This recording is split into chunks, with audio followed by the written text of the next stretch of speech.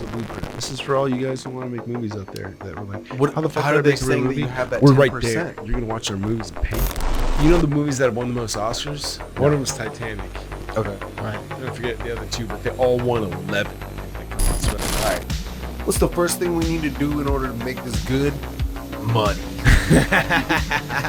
And then bitches. But it's not. And then little tiny kitty cats. And then guns and Keanu Reeves. Straight tequila? Of course, some Dr. Pepper. Savage. Those are cold. Like it's a They're question. supposed to be there. Is it reality also thought? So it's like, Is it a thought, guys? Right? Stab yourself in the face. Motherfucker! Mario. Don't you agree? Let's play kiss me with this knife. Spin the knife, baby. Don't you agree? You get to stabbing, boy. Knife party. your one's awesome, right? You digital matrix.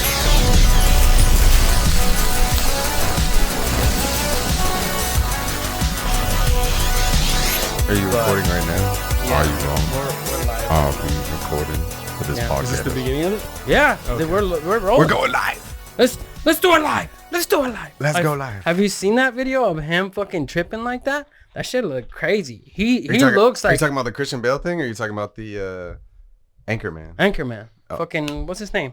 Bill Neal. O'Reilly. Bill O'Reilly. Oh, that's yeah. that's making fun of Bill O'Reilly. I never even knew that. Yeah. You never saw Bill O'Reilly trip out? No, I don't Dude, think so. it's Maybe, scary. Maybe on a Like- TikTok or something. It's fucking scary. That dude, you don't fuck with that dude. He does drugs for real. So now we got to pass around the shades so that at certain points, Oh, when you yeah. feel like it, you can cut in segments from a POV too. Be like, oh I like shit, at this moment, That's this is what good. Neal was looking at. Right? Yeah, you totally we'll should. do it Every kid. live. It's like you, Pull that shit up, Jamie. Are you guys cool if randomly I just like Instagram and TikTok our conversations to get live feed of our podcast? Yeah, just don't tag me. No tags. It's just gonna be live how feeds. come the audio is not popping up? Because what if we're in deep conversation? Then we gotta record it. And I should have brought that Oops, tile recorder. I put the audio on the wrong. What happened? That tile recorder. I should have brought that over. Can you turn up Oh, the yeah, levels have you- in my headphones, Mario? My levels. I want to Have you- hear myself louder. I feel like I'm way the fuck. You hear Yeah, yourself he's- well? Yeah, I feel like you need to turn him up. Oh, Turn- 'cause turn we're him all- up. We're sharing. We're sharing We're the all on the same, same one, yeah. output. Okay, Oh, but I can hear. that's my good. God mouth. Right. Sibilance. Gotta take that out. Everyone's phone's on silent. Oh shit! Yeah, Like all the time. mine's on silent. Ooh, what's on the back of your phone? This is Is that a a grip design? tape. Oh, it's grip tape. I buy it new every so often. volume button on that? That's cool. Got the backings for the camera and the back piece. How's your camera? Your one's awesome, right? You digital matrix. Do you see those signs that are like, "This will That's kill cool. you and it will hurt the whole time you're dying," like about No. electrical. You know, No, the electrical. They're like, "Don't open this power box. This will kill you and it will hurt the whole time." that'd be terrible. No, thank you. No, thank you. All right. So Bill O'Reilly. That's tomorrow. And that is it for us today. Okay, I don't know. Whatever it is, it's not right on the Is this in, like, the teleprompter. I don't know 80s? what that is. What is I've this? never seen that. Easy, yeah. No, there Goes they are nuts. gonna That's do the title. Sting. Yeah. Okay, but now I can't read it. There's no words on it. Okay. Oh dang. Yeah. Oh, but this isn't live, is it? There's no words there to play us out. Yeah. I mean, why What would does that they mean, record to him? play us out? So this isn't like behind the scenes. They just Sting is recorded it gonna and it's do on the YouTube now. video. Like this was Sting live. video. Like this was broadcasted live. is- You know that? Credits. I don't know what that Yeah, means I to don't play think us so, out. What actually. does that mean? Because he says we'll do it live. So To that, end the We'll show? fucking do it so that live. means Right, they're right, so this taping. is They're behind trying to tape scenes. something. Yeah. All right, go. Right. 5. And they are like Still to see crazy. this. That's tomorrow, and that is it. Oh, you just can't get the line. You know, you can see the demon coming out of him. That's tomorrow, and that is it for us today. And we will leave you with a. I can't do it. We'll do it live. Okay. We'll do it live. Fuck it. Do it live. I'll write it, and we'll do it live. Fucking thing sucks. Ian. No way. For Dang, real. he freaked out. Was that us because the prompter was That's fucking up or tomorrow, something? and that is it for us today. I'm Bill O'Reilly. Thanks again for watching. We'll leave you with Sting and a cut off his new album. Take it away. Dang, that was good improv though. After all that, Look at what he's saying. He's fucking tripping right there. They don't got the mic live on them. Wow, they were about to go live, and he just totally improv that. Is that what happened? Yeah, dude. Like he doesn't give a fuck, dude. That motherfucker. What year did that come out? That's crazy. I don't know. That's a good one. I have no idea. What's that guy that does a bunch of videos? Beastmaster or something like that. You know what I'm talking about? The dude who like is famous on TikTok. And click. What's that? The screen record is live now. Oh, okay.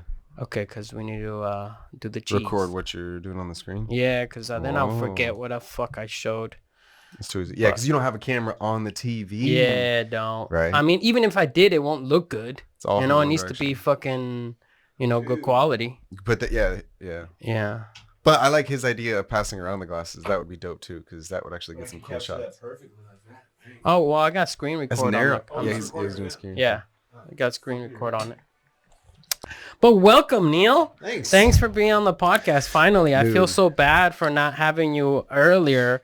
If the audience don't know already, I'm sure we brought your name up in previous podcast, but not until now that you moved out did we have you on the podcast. But hey, I think it's been fast too. It's been a year already. Plus, that's crazy. Yeah, right. It's been too long, honestly. I mean, yeah. How long did we live together all together? It was like 10 years, 8 years. September 2014. 2014. Wasn't that when we moved up here? But we all lived together for a year and a half before that, right? Didn't we move in? Or I moved over into your guys' place in like January or February of 2013, I think. Mm-hmm. So what's that? What's that? Oh, if you want to start in North Hollywood? 11 years. It's about 11 years exactly. Mm-hmm. That we all started living. Or no, wait. From now, but not from just straight tequila. I'm gonna pour some Dr. Pepper or something. Savage. those are cold. Like it's a They're question. supposed to be there. They're supposed to be there. I've never used them for whiskey or for tequila though. Well, if you put ice But I in like there, it. it's, It's like you're not drinking- gonna keep it cold. That's the whole point of Do them. you think this changes Stainless the steel. flavor profile? No, it's cold. It's stainless steel. But does me knowing that this is in here change the flavor profile? Did you want? Because I feel like it does. Did you pass me another one? You'd have to do a blind taste test. That's true. I mean, right? there Let's do it is now. there is a what's it called? Placebo effect that you definitely are subject to, I would say. That you thinking it's gonna affect you is gonna cause you to taste something, Right. So if you want to fuck yourself, you can fuck yourself. Let me see. Let me think. Cheers. Cheers, guys. Mm-hmm. You fucked up, Grant. Some Terramana. And they stay down, which is cool because the ice floats up. Mm-hmm. So it kind of tastes like you're drinking a neat. Stay down. Yeah. Stay down now. Gives it a nice weight to Yeah. it, I guess. Yeah. But something, I don't know, something about it that just doesn't feel natural. It's like integrating me with like digitalness, like if I'm turning into a cyborg or something. It's like you're tainting in a way. Like imagine, it's like, I don't say it's ruining tradition or culture, but like think about something like, what like the history of whiskey or beer. So it's like as you transform and make all these like technological advances in whatever you're creating, you're also changing the culture. You're also changing the way people interact with it. So it's like, yeah, this is cool and it is functional, but it's also changing a way. I feel like the energy of like what it might be to just sip on a or a tequila neat, or even a tequila in a compressed cube. Well, like there's so many different styles. Think about this. The one thing you get from that, in that point of view, which combines old with the new, is the bad part about having ice in your drink, keeping it cold, is you're changing the temperature, so you change the taste a little bit. I mean, like aficionados would say that it's watering down. Exactly. So having it be in whatever this is, stainless steel. It's like, at least it's not watering down the drink, so you're still getting that taste and you're making it cool. So that's maybe what the best I was of all both about. worlds. But that's therein lies the nuances of specifically bartending and life, which is to say that like, so there's a bunch of devices that create different types of ice cubes, to prevent exactly that. So like there's like, you know, regular chipped ice cubes that you might get from like your freezer or from your fridge. And then there's like compressed ice cubes that like they make in the bar, they make in restaurants, or you can make yourself, which is like essentially taking ice. It's literally a different type of ice. So like it, depending upon, you know, what type of water they use, you can literally make different types of ice cubes that melt so slowly. And because of their shape, they release the ice so slowly that it's a different experience. So in the same way, I do agree this is a different experience, but it does feel weird, like seeing like the metal, I think it looks the metal fucking fabrication. Metal glass It does liquid. look cool. It does look cool. But I'm saying interesting. at the same time, It's a combination you don't ever see. It's something. Yeah, it's like It's you're brand new you're combination. changing. Yeah, you're changing the aroma of, not the actual aroma, but you're what's another word for that? Like the color, The Not aura actual of color, it. the aura. Yeah. Yeah. You're changing the dynamism of it in a way. The culture of it. Right, in it a is way. futuristic in that sense. We're using solid steel ice But it is cubes. cool. I like it. Genius. I But love it. It's an invention. Whenever I got it, I was like, You know- this is the shit. Because too many times, I already use stainless steel cups. So that alone keeps the ice inside colder longer. But having stainless steel cubes inside a stainless steel cup keeps it cooler longer, even further than a normal. Here's what I don't like about it. I've just pinpointed in my own mind is I feel like it's like a mimicry of ice, whereas like it's not an original creation. Like imagine if you made a glass that had like this material as part of its base or as a part of its like side, and you like had like a molded structure through it, or just a part of the glass, to where like rather than having it as cubes in the glass, you could The just whole freeze cup the is- glass, yeah. or put it in the fridge or whatever I'm material it into is. that. Yeah, that You know, idea like is good. I think like the fact that it's just mimicking ice, but it's not ice, just insults me. Not insults me, but you know, like it's just like funny to me. Where it's like But if it's the gonna go ice- futuristic, I feel like it should like either maybe I guess you could do round metal balls. You I could could say- you could have like I different. would like to add maybe you're overthinking it. Yeah. 'Cause it's just keeping Yeah. it cool. yeah.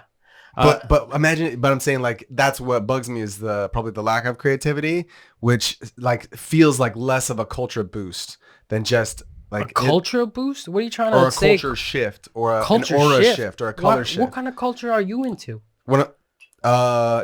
Dynamism. Diamond glass. Diamond. I like drop diamonds. If it's diamond, Let me go get my crystal fucking necklace and put it in there. Yeah, dude, that's what I want, freezer bro. jewels. I want some juju shit. Like, yeah, like make it at least dumb. like a. I think it's cool. I mean, circular would probably roll around quite a bit. I think it works well. Yeah. It is.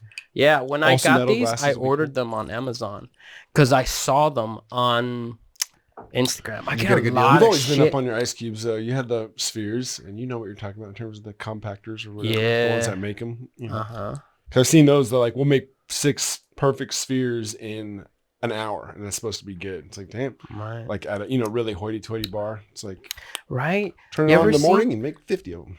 Yeah, you ever seen those bartenders that like literally cut Shaving the them, square Shoving ice, yeah. and then into this circle? It's like, bro, I'm not gonna wait 30 minutes. You cut this thing. Too much. Give me the fucking Take a drink. Jack and make Coke, it bro. cold. Give me Yeah, a- whatever. Give me a drink while Line it you up. do that with regular ice, and then when you're done that, give me another drink with it. You know? There's just While like you're hot doing that, bitches behind him, like keep pouring. dancing, like, "Where's my drink, daddy?" Meanwhile, like, it's he's all taking too just fucking long. Carving at this fucking thing, trying to make it round Dude, I can't and believe you shit. guys still have these chairs. That's awesome. Yeah, yeah. Where'd you get these? You got these.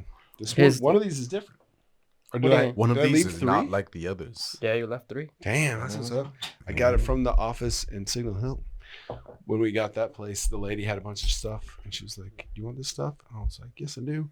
Or didn't you have 4 or Must 5? have. How much did you have? I think What no happened to more the than other one? 4. I think I had these 3 and then that office one.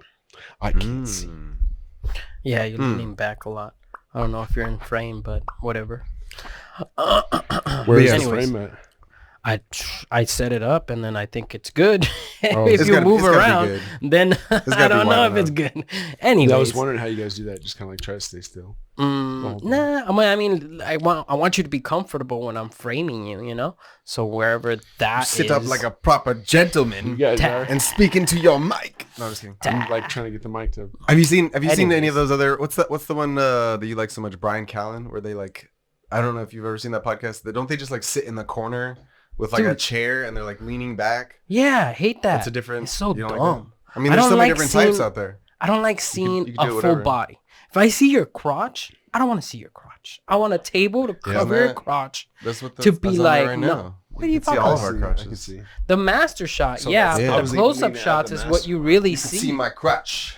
I don't want to see your Crotch crotch. shots. I don't Crotch want to. close-up. I don't want to like- see your crotch. The thing is also Crotch tap. like I don't like those panels they do. Is it recording You know, now? like panels they do, like Oh, they're yeah. fucking It is? like Oh, yes, the it is. news. Like there's like everybody's lined Triple up box, on they a call it. Triple fuck, box. fuck that shit. What don't dude. you like about that? That's a. I That's a don't hot like that. item. I don't like that. Yeah, It looks why not? dumb. It Triple feels what? like you're in court or something. What is it called? It's Triple what? fucking Triple X. So like they'll have two shots, and then one person will be, out in the field, and one person will be at the desk, and that's how we code it. So when we're writing it, they'll be like Triple what? double box, triple box. Oh, triple box. And What there's does that different mean? elements in terms of like what he's saying to where on the screen there's three. It's cut out with a graphic. Oh no, that's not Oh, what I like mean. a- like a superimposing. When you're in the studio, you know how there's a table and there's two people on the same side of the table, like a panel. Mhm. Like he's right here.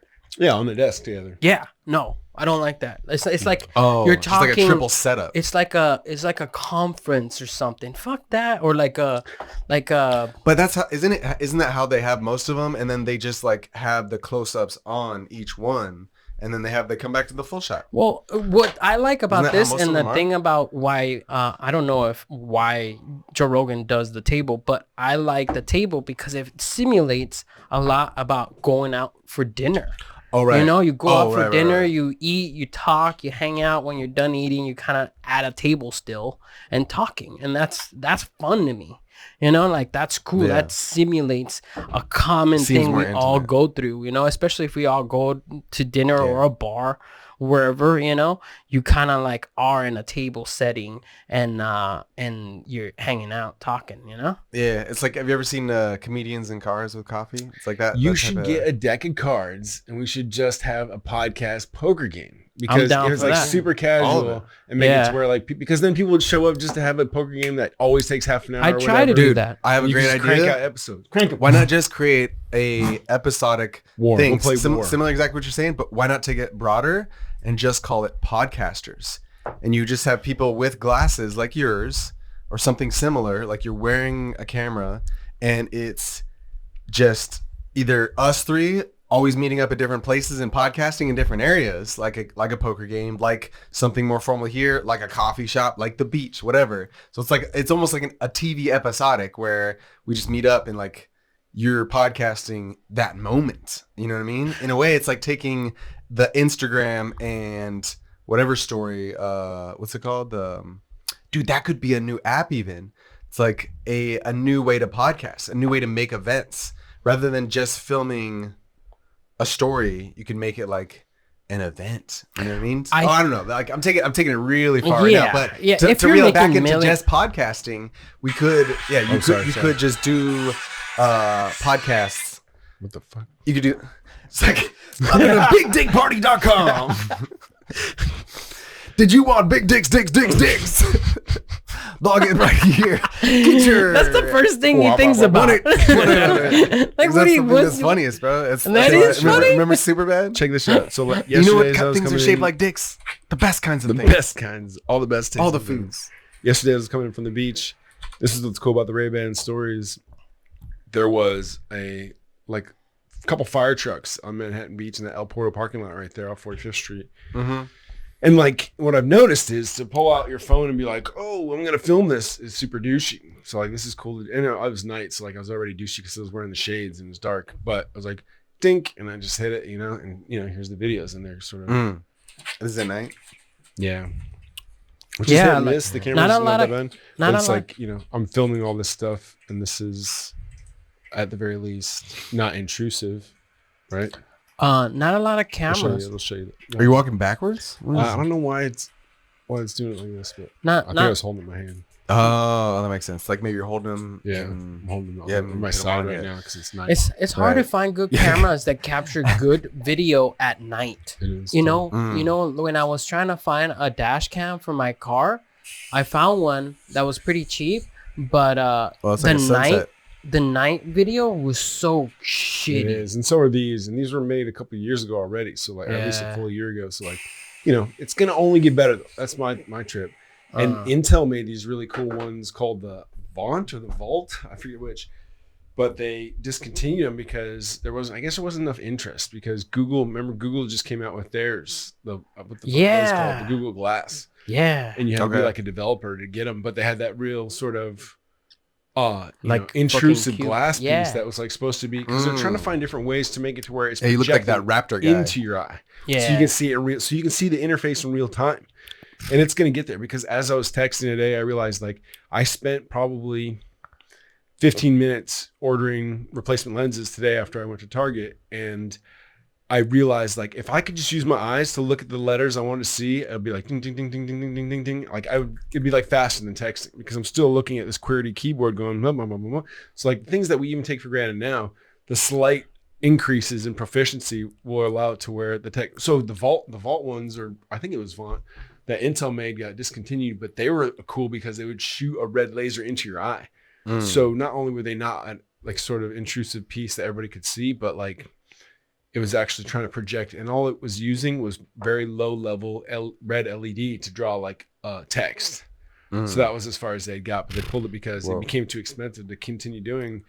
They decided it wasn't profitable because the Apple Watches and some of the other wearables like Fitbit were starting to fall into the market, and they're like, okay, Right. from what I understand, they were like, okay, this is not the best time to try to put a new wearable in that we're still developing. That's going to take a gajillion more dollars to do. So they scrapped it, but obviously they're coming in like people like, but I don't know. I haven't seen that many people with them or like glasses in general that can record, even though Right. iWatch is sort of hit or miss. So Yeah, the culture hasn't shifted that quickly, a thing that I think they're really gonna go into is the fucking Oculus. You seen the Oculus fucking huge goggles things? All they gotta do is set up that same shit, but have fucking cameras shooting out so you can see your surroundings. somebody else's thing. But you can have screens Right. inside, but you can still see through everything you're in, but you have all this other shit that you can have because Right, like, it's gonna imagine get if to these that were point. screens. Yeah, and then you could be like one side, you could be like, okay, share me Mario's view. Bink, and you'd be like, Yeah. and Mario would be like, oh, I'm at Target and we'd be shopping and shit. And I'll be like, oh, I'm at Yeah. Walmart or whatever. It's Yeah, like, yeah. you could actually see the, maybe one side at a time. right. This one girl that I had talked to back in the day, she had said like what she thinks is going to happen is sort of wearables like that, but the interface is digital. So like instead of having now when you're driving, you're either looking at your phone for the map or you're looking at your console or whatever to look at your Google Maps, which is almost ubiquitous. You'd probably agree. So it's like people are using their phones to navigate, whereas before we have to know how to get there or use paper maps. Sure. But she would say that, and this is 6-7 years ago, that the tech will be so that the windshield will be able to be your map, and it'll be like, here, stay on this road or whatever. And Yeah, it'll direct I've you. seen Yeah, that. easily. That's Yeah. cool, right? Yeah, there's Totally. have you seen those? That it literally brings up a it's a simulated version of that. Brings up a little Window, kinda- it's like shooting onto it. Yeah, and the screen's down here and it's reflecting just the brightness. It's like what is that type Hologram. of it's sort of like that, but what is that type of glass? It's a Polarized. no, it's just a regular, plastic glass. It's transparent, but it reflects anything that's bright, Polarized. Anyways, Mirrored glass. tech is fucking blowing up. Have you heard? I'm sure you know about this Chat GPT shit, right? Yeah, you guys were sharing a little bit about that. That's Yeah. cool. What you know about ChatGPT? What you know about Well, ChatGPT? It's so interesting because I just learned more about it, and a lot of like people are going around saying that it's free right now, but it's about to cost you money, like $49.99 or whatever. Is what I heard. Let me just get this out. Get But this out. I gotta say this. I had this. I wrote it. All right. Just let me finish. Go ahead. so they're Proceed, saying all this master. shit, but the creators of ChatGPT, they're like, no, we want this to be free. We want this to be, what the future's like. We need a replacement for Google, like Google's dominating everything. And they're saying that Google's been compromised. The government's already surveilling it. The CIA's already in. They're best friends, whatever. Is ChatGPT run by Google? No. Oh, okay. They're completely independent. They grew in like 5 days, faster than all the other social medias out there. ChatGPT is like, it grew in like so 5 did you hear minutes. about the new god? It's Of course, you're gonna fucking get hung up on that. But what is interesting about that too is that because they need to make revenue, they gotta make money because the site keeps crashing all the time. So to keep all that maintenance up, they need money. So what they're saying is that they're gonna regulate it. They're gonna, like, a lot of people, because it's so prevalent, they're gonna make it so that people can't use it to cheat. Like a lot of kids nowadays are using it for school. Like, oh, write me an article about the Civil War, and make it two pages, and then turn that in for school, and just change a couple words here and there, and the teacher wouldn't know. And they're passing all these grades, So what they're doing, I feel like that works up to like 8th grade. So what and they're then beyond that, I'm not sure it's developed enough, but I like that. It just takes another year or two, and then it's there. Okay. But what I'm getting to with that is that they're trying to be like God, bro.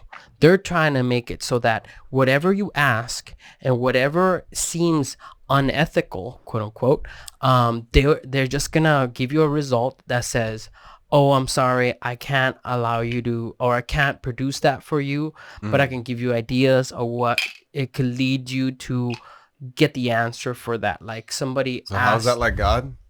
because they're kind of telling. God's like, I'm sorry, I can't give you those answers, but I can In a point you in way. the general direction. All right, kid? Exactly. Like that's Error 404. ChatGPT is God. Yeah, it's God. I God's mean, like- Google's God in some way. You take But what do you think about Google's crash? Didn't Google just have like a huge stock market crash because their AI failed? Their AI Bard like pronounced its own name wrong and kept calling itself Brad. Did you not hear about this? This like just happened today or yesterday, where it's like Google's stock apparently dropped by like an unprecedented like. Let's look this up. Let's see if it's real. Look it up. Look it up, Mr. Keyboard. So like, what do you think about that? Like the fact that AI maybe has a limit, like that's literally what the stock market is showing. Like, let's see if is that a real thing? Is that a real thing, or was that just some TikTok bullshit I watched? What question are you asking? Do they have a stock market? Did Google? Yeah, did the Google AI have a stock market? is up and stock market changed fiasco? by the U.S. You can AI. check. There's like a website that checks when different websites go down. No, I'll just ask. Does not the website, their stock? We can also Did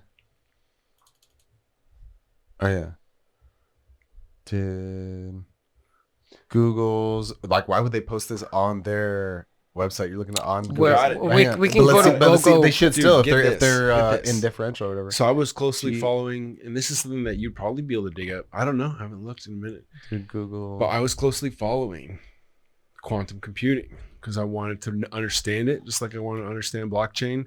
And don't get me wrong, you can always go deeper. And I learned that about chemistry. I learned that about biochemistry. I learned that about any sort of physiology in the human body, everything. You can always dive deeper to a certain point, like until you get to electromagnetic spectrum, which is as far as we've defined so far. But the point is when I was researching it, it was like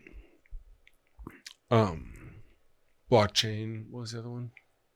I lost my train of thought. Rewind. Things are complex.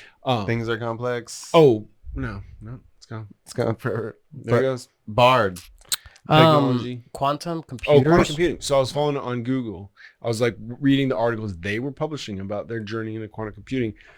And they finally released an article that said they did it. And they explained the difference in terms of the ratio, how fast the computers are from the current model to the quantum computing model. And it was so much faster.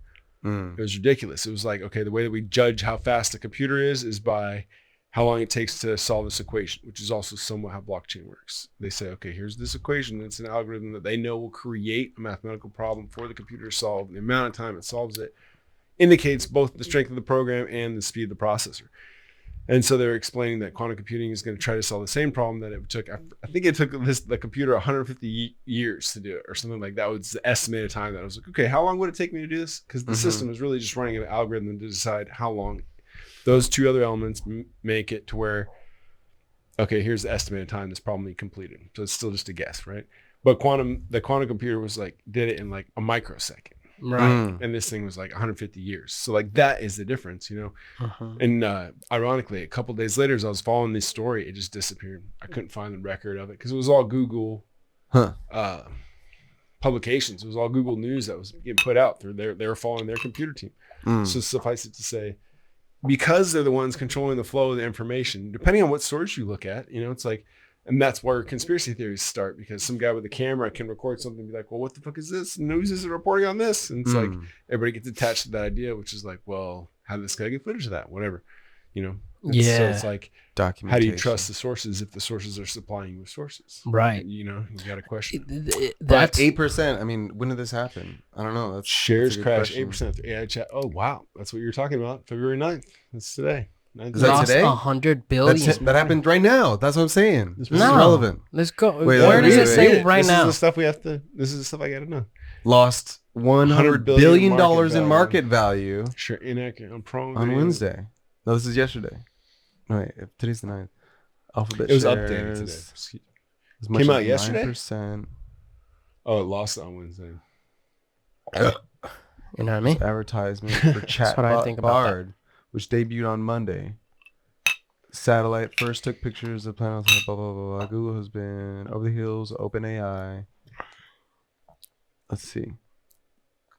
Presentation morning did not include details about how and when it integrates rather function. Whereas error was discovered just before presentation by Google based in Manhattan, California, when Google was the leader in AI. Interesting. Bard in action. President Bard is given the prompt. What new discoveries from the James Webb Telescope? But essentially, check this out. Take this, put it in a Chat GPT, and say summarize this in a 25-second story. Tell them to take this whole article and summarize it, because that's what ChatGPT does. I'm not going to read through this. Well, it even has it. It even has it in this article. The new ChatGPT software has injected excitement into technological firms after thousands of cutting-edge jobs in the week, exclusive pledges for several mobile projects. Okay. The appeal of AI-driven search. What is that?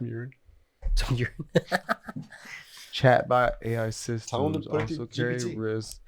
Yeah, go to ChatGPT right there, Grant. It really isn't highlighting the negative parts. I didn't see of why it crashed. A copy that. Let's look up or I'll look it up on my phone. Why did the Google lose 8 points? You know? I'm just literally going to copy the title of that. Why did Google Sorry, but I am not aware of any reaction events of points, dude. Description, blah, blah, blah. However, I can tell you that the AI biggest systems... drop. 7%. Yeah, because ChatGPT doesn't know any current stuff. It knows like historic shit. Exactly. Let's see. Google. It's not even relevant to. It's not fast enough to stay up to date with what's even current.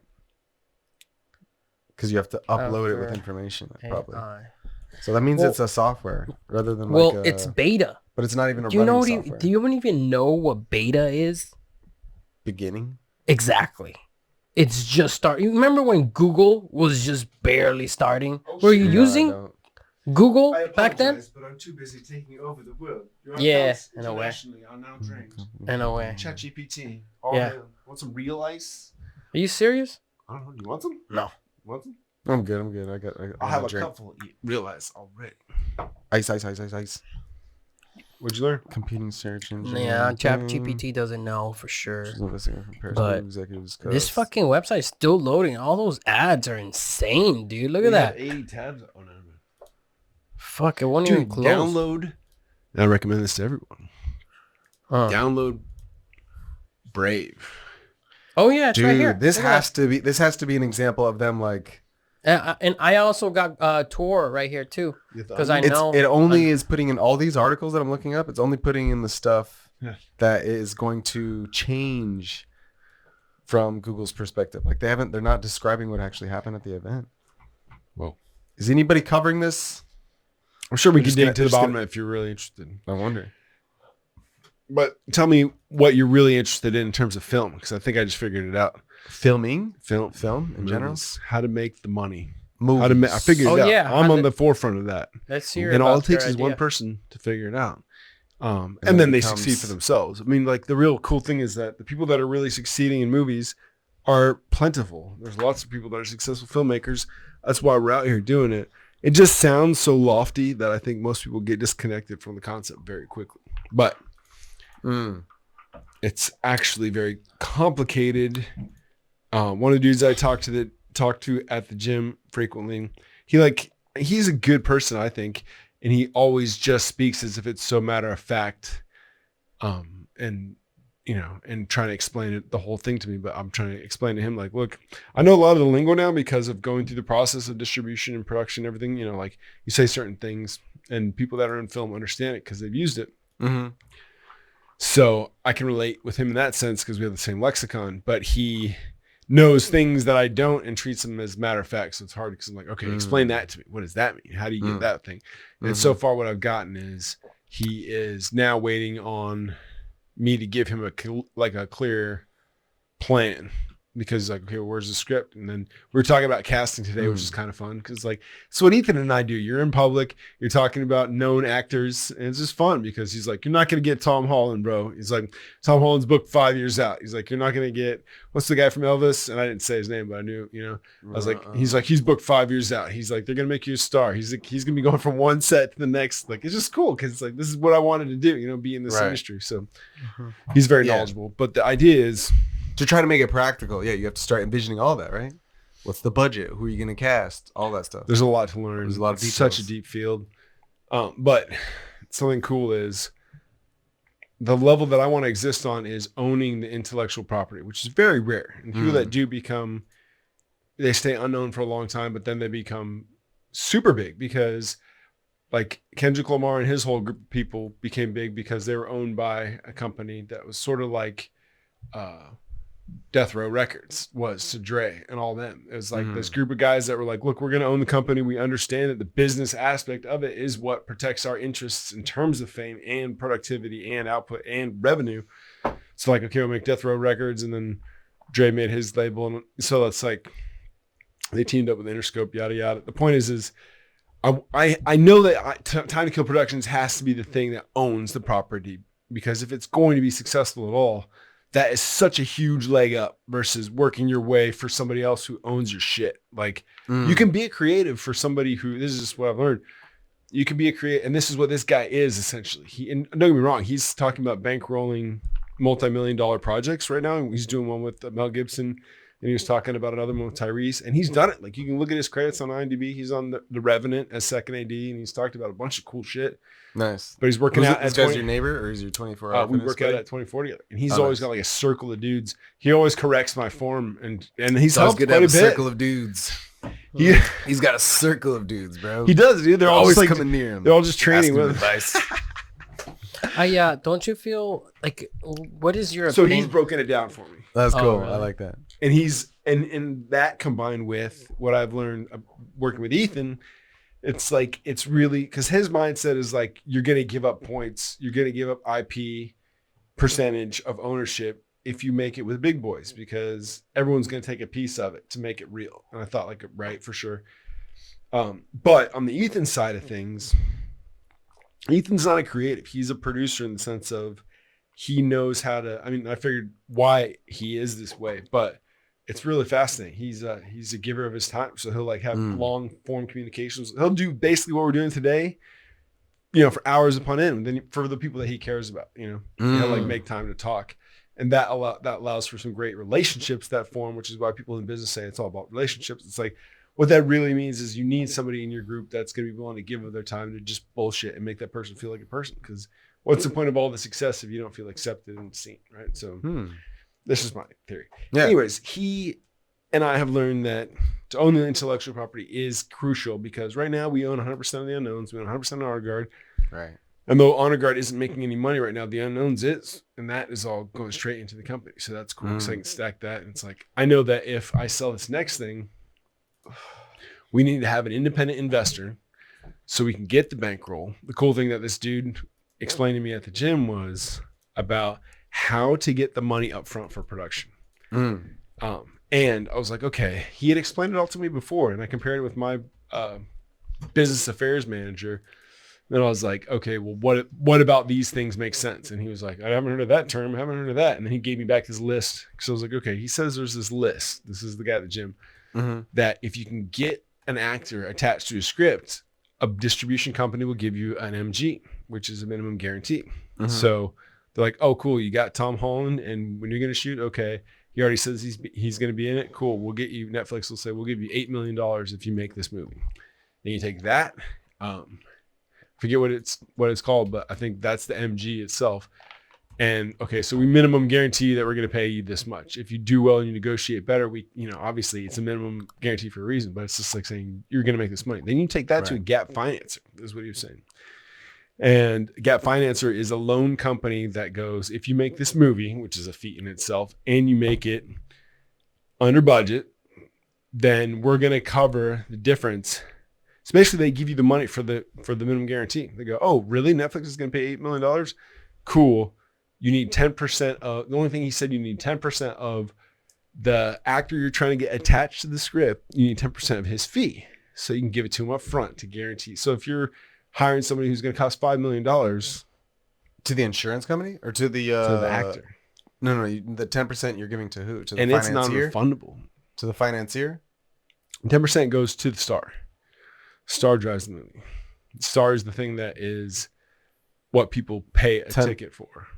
At least. No, you said you needed 10% of the star's fee to give to the financing company? To the star himself at first. That's the I jumped tracks. Oh, okay. That's the first step is getting and 10%. Then they'll give you money. And he goes, yeah, I'll be in Plato's Cave. And you go, cool, Netflix, how much will you pay for if Tom Holland decides to be in Plato's Cave? And they go, oh, we'll give you $8 million. Then you take that. And it's a complicated process. So it took me at least a couple times for him to explain it to me. It goes, and you take that minimum guarantee to the distributor. I'm sorry, to the Gap Financer. And the Gap Financer goes, oh, you got a minimum guarantee? Cool. We'll give you the $8 million to produce your movie. Then you got to make the movie.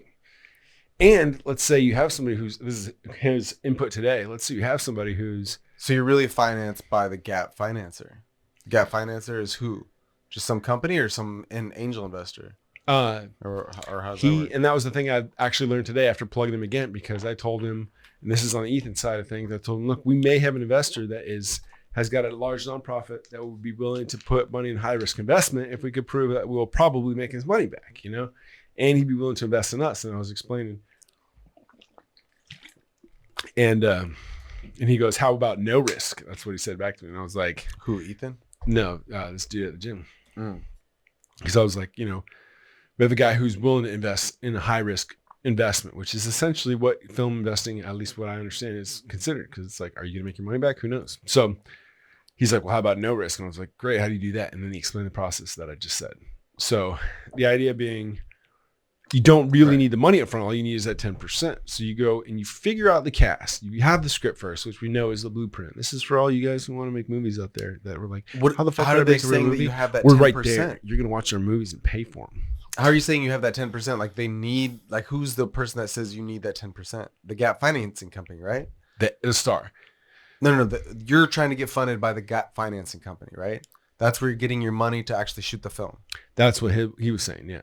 So he's saying that the Gap Financing Company needs proof that you can pay for 10% of the actor's fee. They need proof. They need a distributor's minimum guarantee. They need to distribute. What is that? Which is what you get from the distributor after you get the guy attached. What does that mean? So I'm just going back down the chain. So the chain is 10%. You actually get that cash money. You figure, and so this is the issue. This was the issue. I get it. It's smoke and mirrors. No, I'm just curious. Do you have to have money to give to the Gap Financing Company, or you just have to have a document signed, or what's the thing? The document, the minimum guarantee, from what I understand. That's what you said. Oh, okay. You need the minimum guarantee. So it's like in Zelda terms, you take you get the script done. You figure out that, you take that to the star. The star goes, I'll be a part of this for my regular fee of $20 million. And you go, cool. What's 10% of that? $2 million? So then you go, okay, I need $2 million to get Tom Cruise to actually be in this movie no matter what. And you go, hey, Netflix, we got a new Tom Cruise movie. He said he'd be attached. But the fee is non-refundable. The 10% fee that you offer to, it's like at that point, if the actor goes, great, you need me for how many days? 8 days on set. I'll be there for 8 full days, like, to the textbook in terms of But rate. do you need to provide that 10% to the actor at that point in time? Yes. You do? Yes. So you have to pay the actor up front. That's the so that's the 10% fee? Is That's that according to what? Some agent? That's just what this dude told me at the gym. Oh, right. That's According like, to him. but it is also interesting, true though. because what it is I wonder it's- why the Gap company would need that as I'm any sure sort there's of special proof. arrangements if they work with you before, but he was saying this is his process. So he secures people and he's Yeah. backed people that have done this and they made a bunch of B-list movies. If you look out there, it's like A-list stars are in a fucking 1,000 movies. You just never are going through there until Yeah. now, until streaming hit. It's like, where would you ever go see these movies? Right. I'm confused at how the Gap company is related to the actor's fee though. Like why would they They're not. care? I mean, you're saying that the Gap company, the Gap financing company wouldn't finance, according to this guy, right? Wouldn't finance you unless you say that you've paid, you have the was it general guarantee or something? He called that a That you- minimum guarantee. Minimum guarantee. That so essentially you have to have this document saying that you paid him. You said that you had to pay him up front. So Yeah. that means that the Gap company won't finance you unless you have already paid the actor up front. Like why would they care? In Because my they're mind. the Gap financer. They're the ones that are giving you the production budget to finish it, which is Right. a big deal. But why would they care that the actor's paid? Because that's just the process. Because I don't They understand need- that link. I'm Well, so confused on that link. they don't care at all if the actor's paid. They just need the minimum guarantee. But that's caring that the actor's paid. That's It's caring that There's the a contract. movie's going to get made. They're only going to give you the budget if they can that's- guarantee you distribution, which means guaranteed revenue, which So means for them- guaranteed production. okay. So they're according- looking at your thing and they're going, do you have production? And they go, great. Have you secured your talent? And they go, yes, Tom Cruise is going to be involved. They go, great. Have you secured distribution? You go, yeah, Right. Netflix is buying for $8 million. They go, great. We'll give you That's what I $9 was million. missing. Go Okay. make it. Good luck. If you fuck it up and you don't know how to run a movie and you make Right. production shitty, and this is what he's saying is like, even after all these steps, once you figure out the path, you still got to make a movie. You still got to be a filmmaker. You still have to have taste and you still have Right. to take the business meetings. You still got to do it. sucking yeah. on the ego. It's like, you just got to deal with all this shit. Mm. So he's like, good luck. But he was making it seem so easy. So then I turn around and I tell our business affairs guy, I was like, hey, here's what he says. And the guy's like, well, I can tell you what the production companies want. And I was like, because that's what he was saying. Because what did he say? The minimum guarantee list or something to that effect. Let me tell you how it really goes, kid. Yeah, All right. and that's what everybody First, in the you gotta business start thinks. with this. Yeah, so it's like everyone has a different Everyone way. in the business has a path to success, and they all And think that's it's their there, which path, is why which there's is so good. many majors. But that's many how- but that's majors. how They're you're like, well, learning. here's how we do. We take $5 million, Right. and we have a meeting with all the guys, and we go, hey, Right. you're going to be in this movie for $5 million.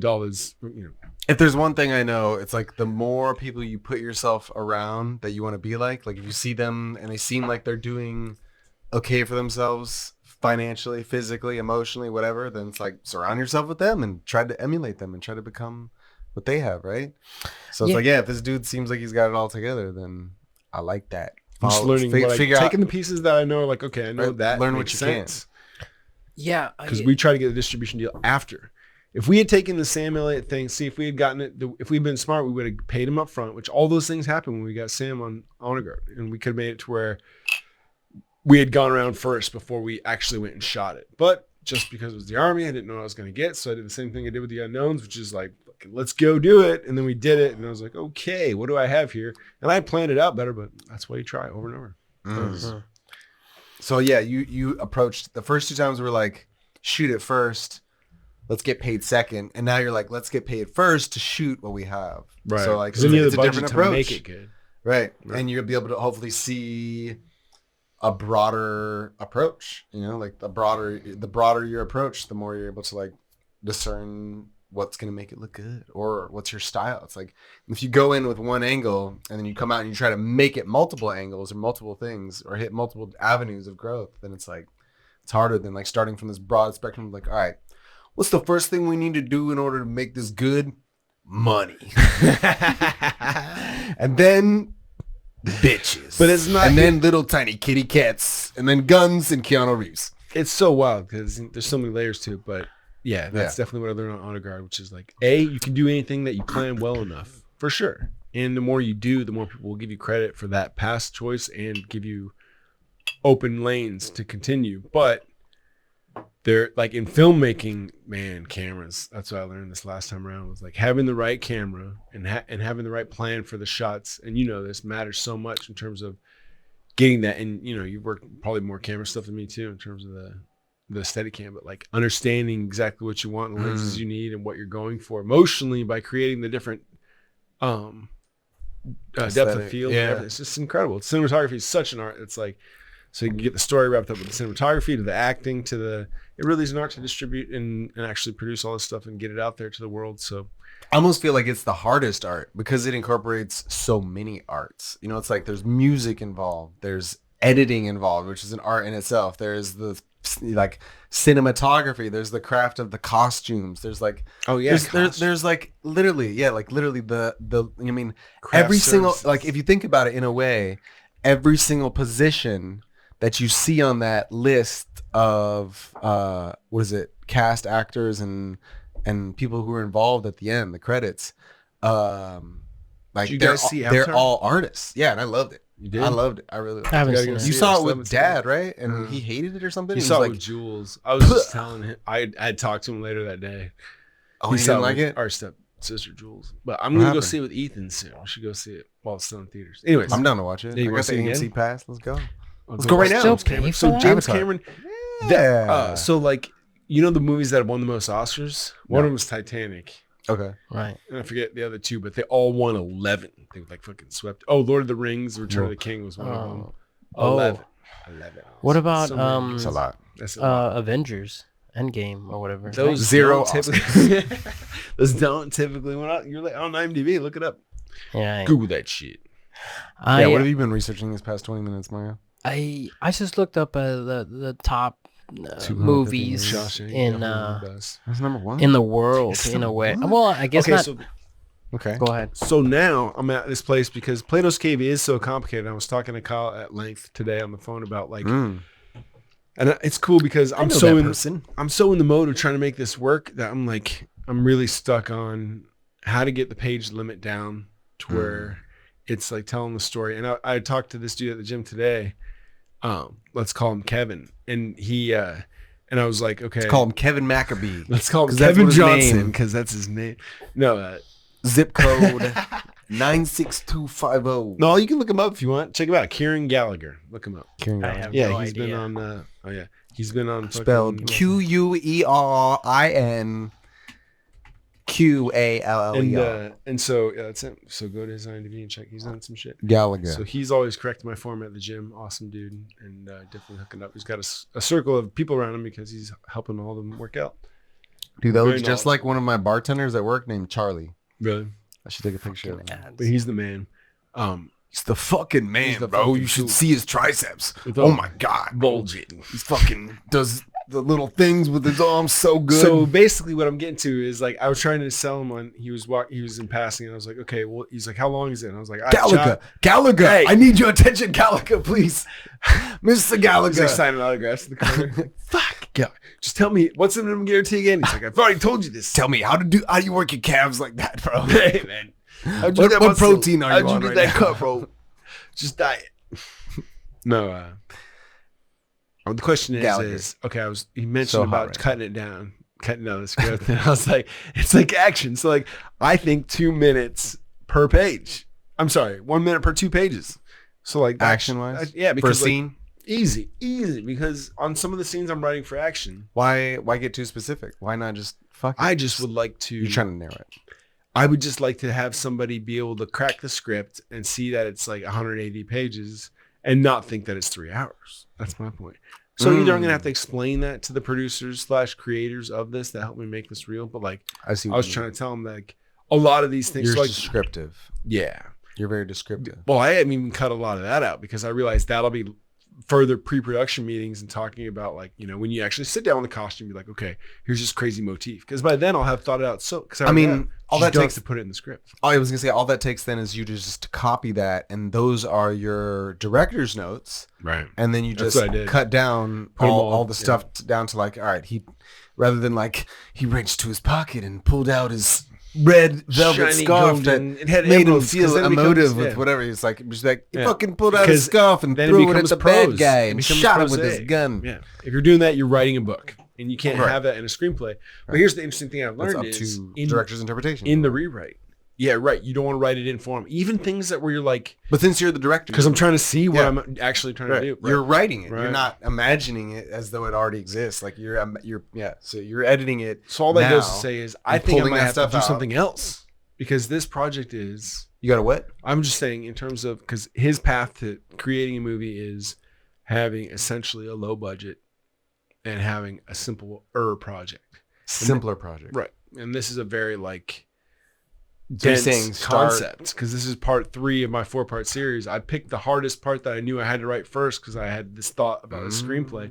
But I've written multiple screenplays and I have a lot of stuff ready to go, but it's like not a No, I was gonna say to that note, like, yeah, can you have a genesis to this? Can you have a genesis that's so simple but yet like appealing in the same way that Heroes was appealing? Remember Heroes? Like, I don't know if you ever were into that show, but like it was so simple to where it was like, you know, it was just like at the end of the first episode, like it was all conversation and Tarantino talk until the end when like, you know, just a glass moves or something and you're like, ooh, there's something there. Give this dude a budget. Because You know it's what like I mean? real life. Yeah. And then, like, but wait, There's a little bit of effects, but like it's only so minimal to like where, so it's like, I think you can make a movie where it's like the substance to it, whatever you're talking about, the philosophy. It's like, can you start with either an episodic or a first film that is low budget enough to where you're like, okay, this is the prequel to even the quadrilogy or trilogy or whatever, or it's the first episode. But yeah, can you make it budget wise convincible and like, ooh, this is it's $100 million movie.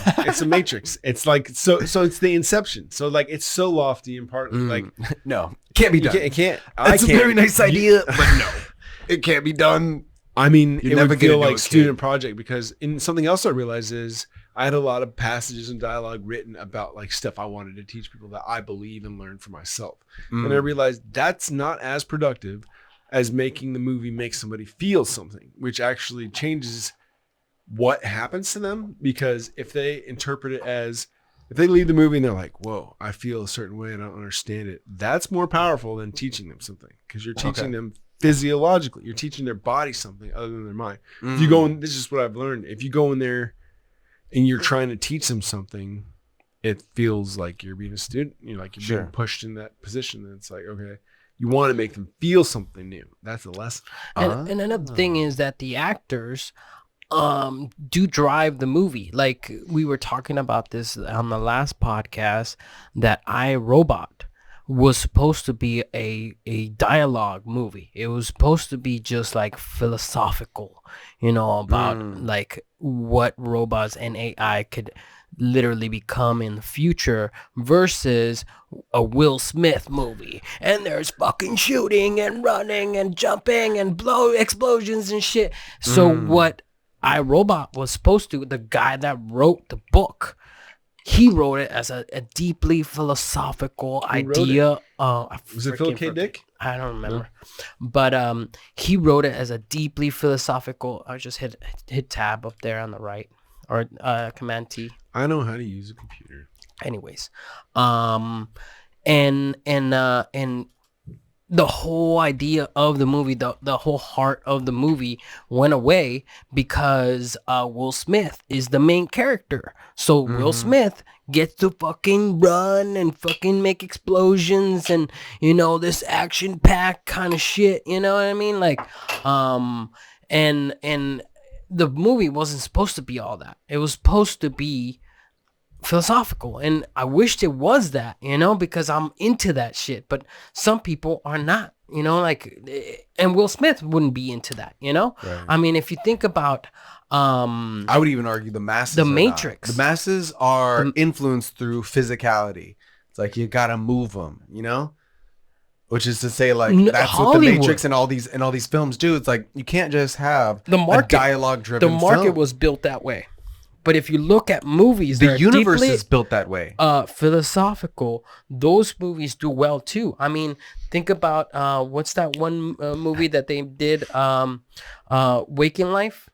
That's a really deeply philosophical That's not going to hit your general audience. Of course not. But The how broader much the audience, the more physical it is. Of That's what I would course, argue. of course. But what I'm trying to pull out here is that what the agreeing artist with you. or the writer has intended for it to look like is a fraction of what it will become. You know what I mean? Once you get the directors, once you get the fucking finances worked out, all those people, they kind of fucking piece it apart and put this and put that there, and they're like, what you first came up with is not what it is anymore. That's why there's director's cut. You know what I mean? Like, I mean, out of this whole time you guys were talking, I was like thinking about what is Hollywood now.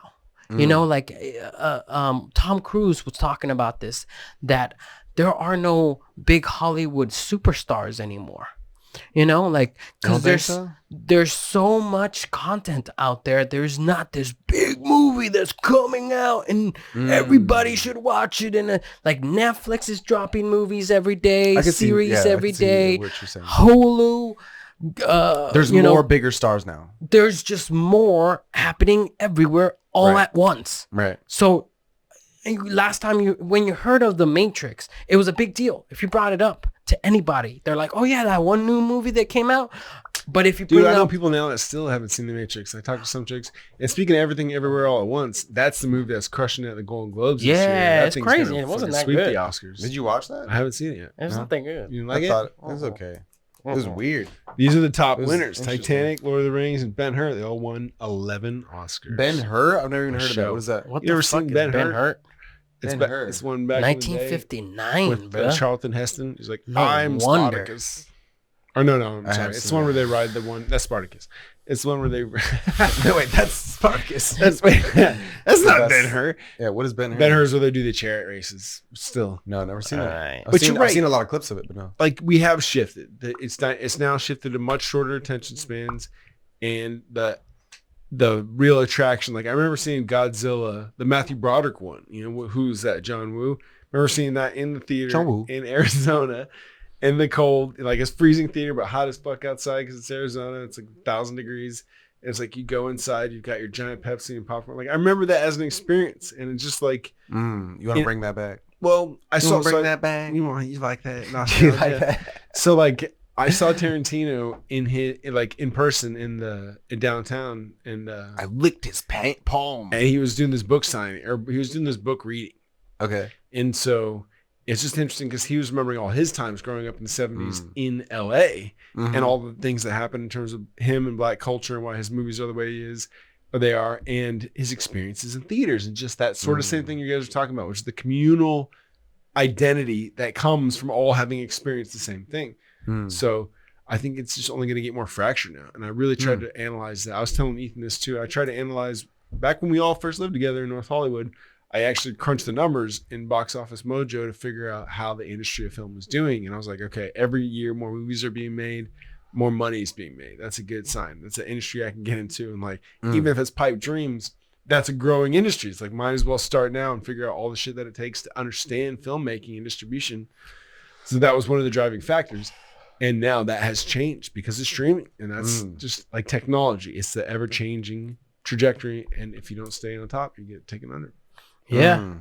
Yeah, I mean, now It's hard to make money in the industry. Let's Exactly. definitely like bring that point. I mean, I think that's kind of a big baseline of what you're trying to communicate too. Exactly. And I feel like Hollywood, what we knew Hollywood to be, and why we got into the industry in some way, I feel like it's become a cult.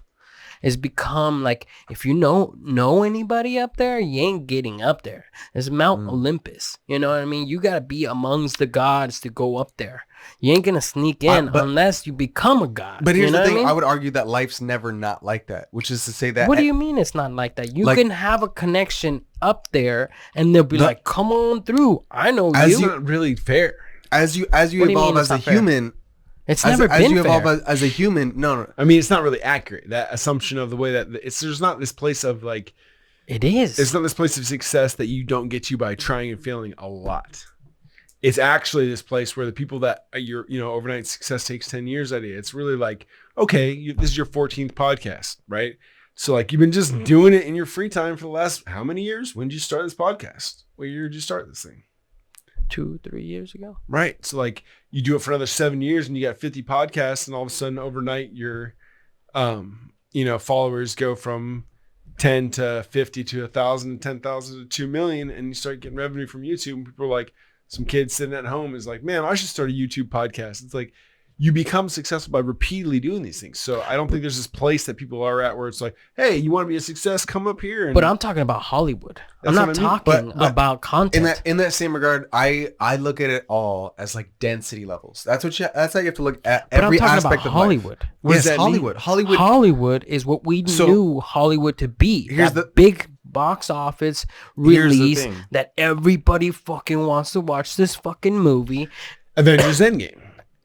Or, right?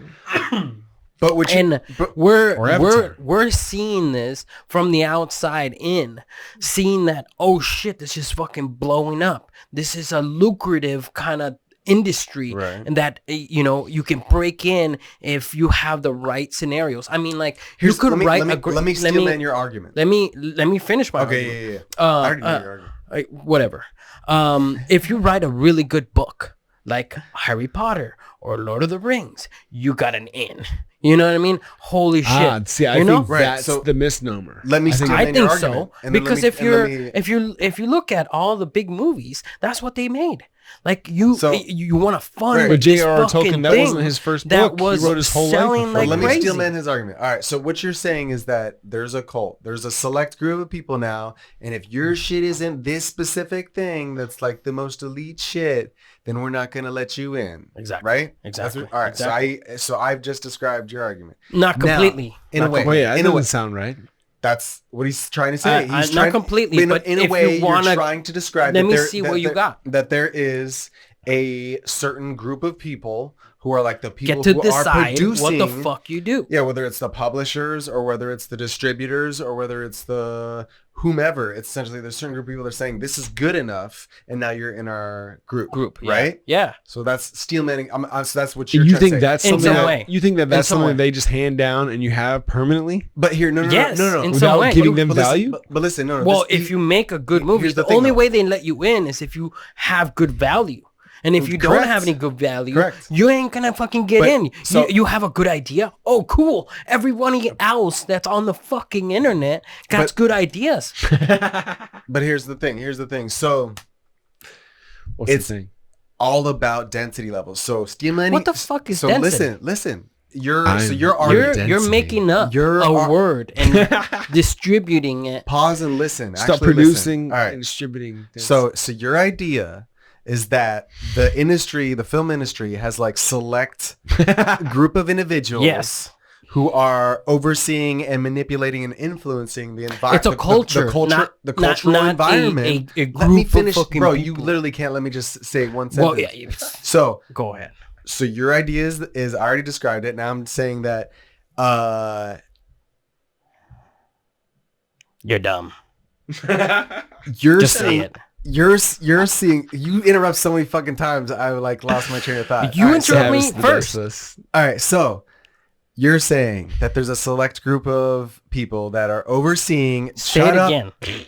Stop talking. So you're saying, See, you're saying it again. yeah. So I'm trying to get your idea out without you Okay. interrupting. All right. So you're saying that there's a select group of people that is essentially it's like a club, it's a cult, it's whatever. It's a group of individuals who are picking and choosing. They're cherry picking what gets to be a part of their group, and if it's good enough, if it's according to their liking, they'll allow it. You know, they'll let them into their group, whatever. Right? That's the general gist of what I feel like you're going at.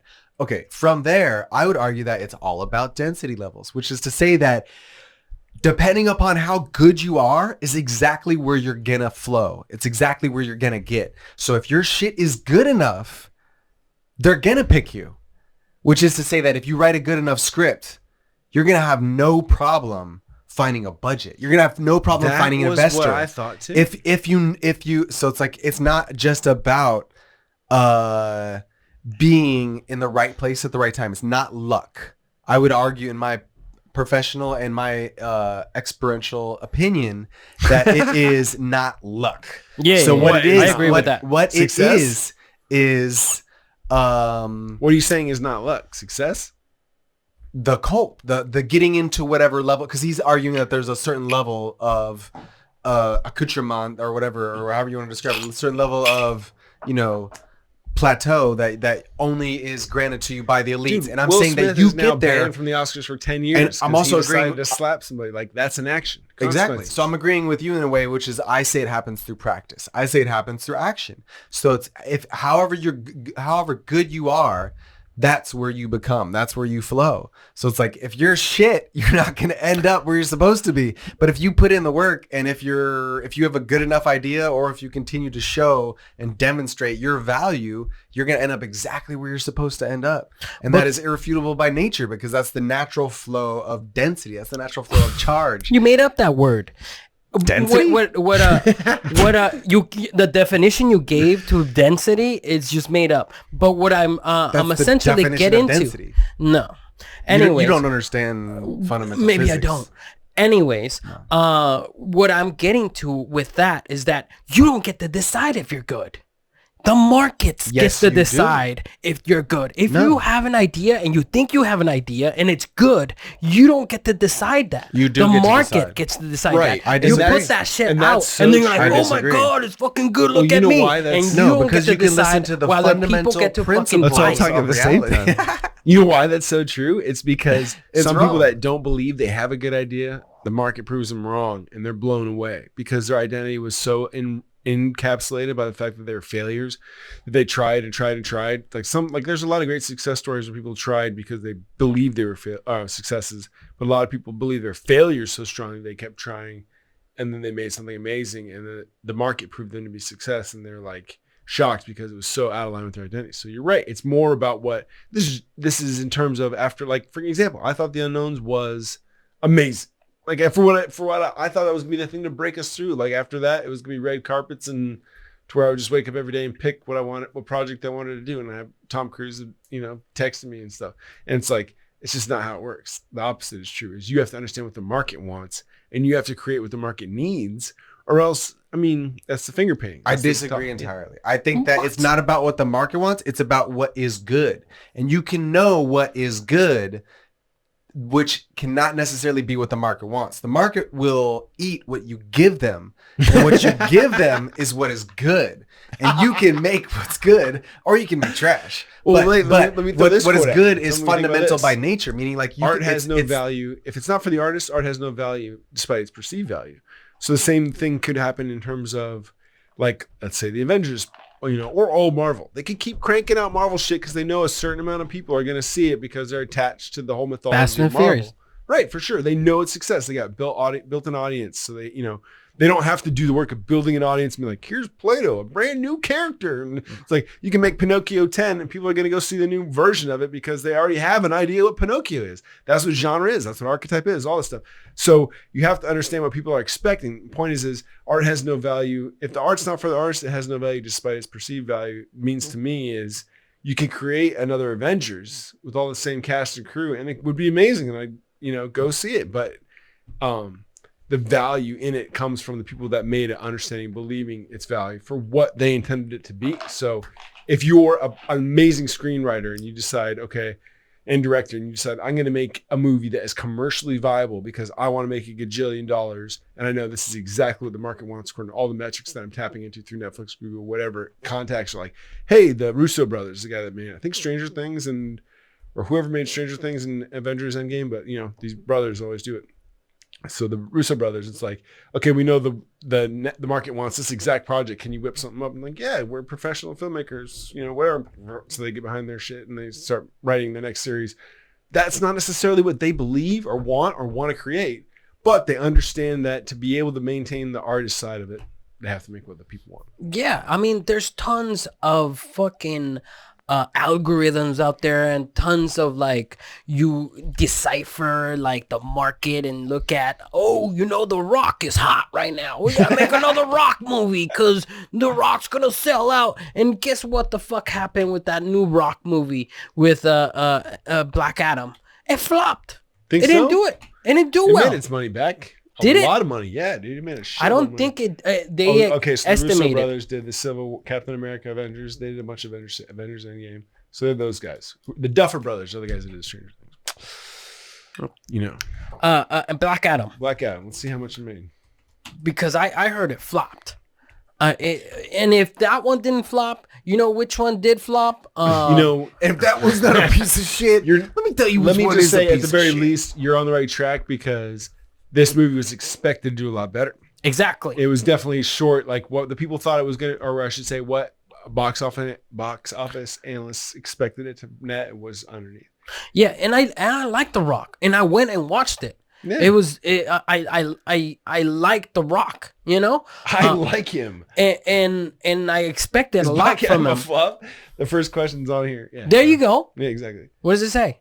It says failure, and these many reasons why the film failed. Same thing for the Zack Snyder cut. You know, we could talk about that, the 4-3 and the different chapters. It's like, was it a flop? Well, that's the difference when when the only metric for how successful a movie is the box office receipt, which is the past metric, because nowadays streaming, now it's how many minutes are being watched. Because just because somebody watches Shrek 4 or 5 times on their TV doesn't mean it's not the toddler doing it. It doesn't mean there's some diehard fan that could be like, hey, we're putting on Shrek for the dog as we go out the door. So like, there's a lot of play in that, you know? Mm-hmm. Yeah, I mean, that's why Netflix did the, oh, are you still watching? You know? Yeah, exactly. It's like, it's trying to figure out if this is real content that is being digested, or is this just like, put it in the background and see if that's, you know, like it makes it look cool while we're fucking drinking and hanging out and making a podcast. Right. Versus actually hearing from people you talk to what's the and in the difference? market, in your community,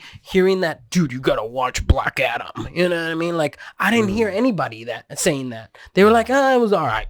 It was just The Rock So that's being domestic. invincible. That's It was not basically great. Yeah, like domestic. There you 'cause- go. So like that's not great considering the budget was, what did they say the budget was? It doesn't. I think it was much less than, or just around there. It was like a couple $100 million. But the point is that's not great because you can usually double the marketing budget. Right. And So- did you hear that at the end, fucking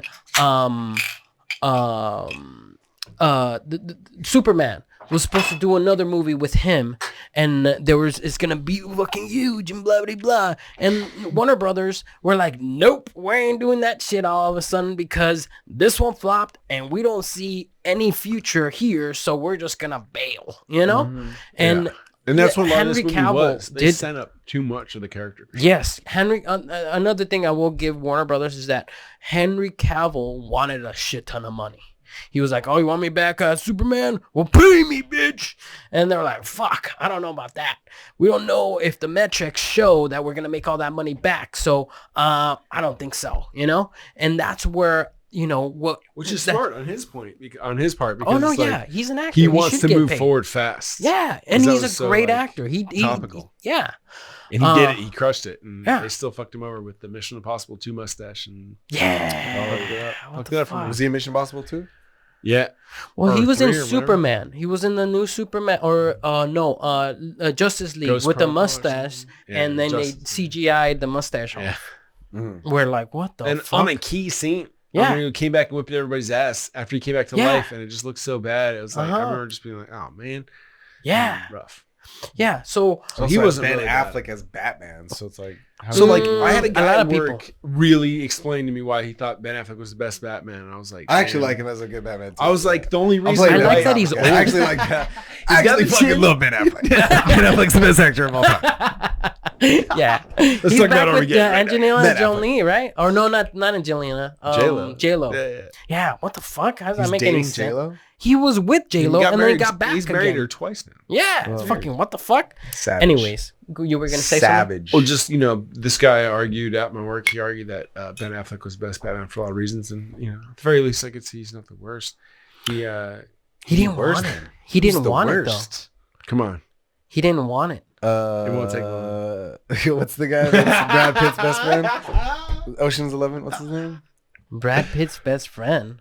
How come I can't remember him? The Clune Dog. Yeah, George Clooney. Yeah, so he's definitely, George you know, Clooney. Yeah, that's came true. in. And Second best then, or second worst. I mean, What? second worst. Because if it's not not him, hard either. who? No, the the- really bad one was It goes what's George his name? Clooney, Val Kilmer. in terms Val of badness. Kilmer. I forgot Yeah, Val Kilmer. Val Kilmer. wow. That's what I was And getting then to. what? Val Kilmer And was then bad. we get into the debate. I would say that is Michael Keaton, and then I think Christian Bale is the best. Like if you're just ranking people before Ben Affleck, Christian Bale was my favorite. But that was also because The Dark Knight was so different in terms of its approach. It really made like So where does Ben Affleck fall then? Man, that's a good question. I would say right. you could that's put the real him debate.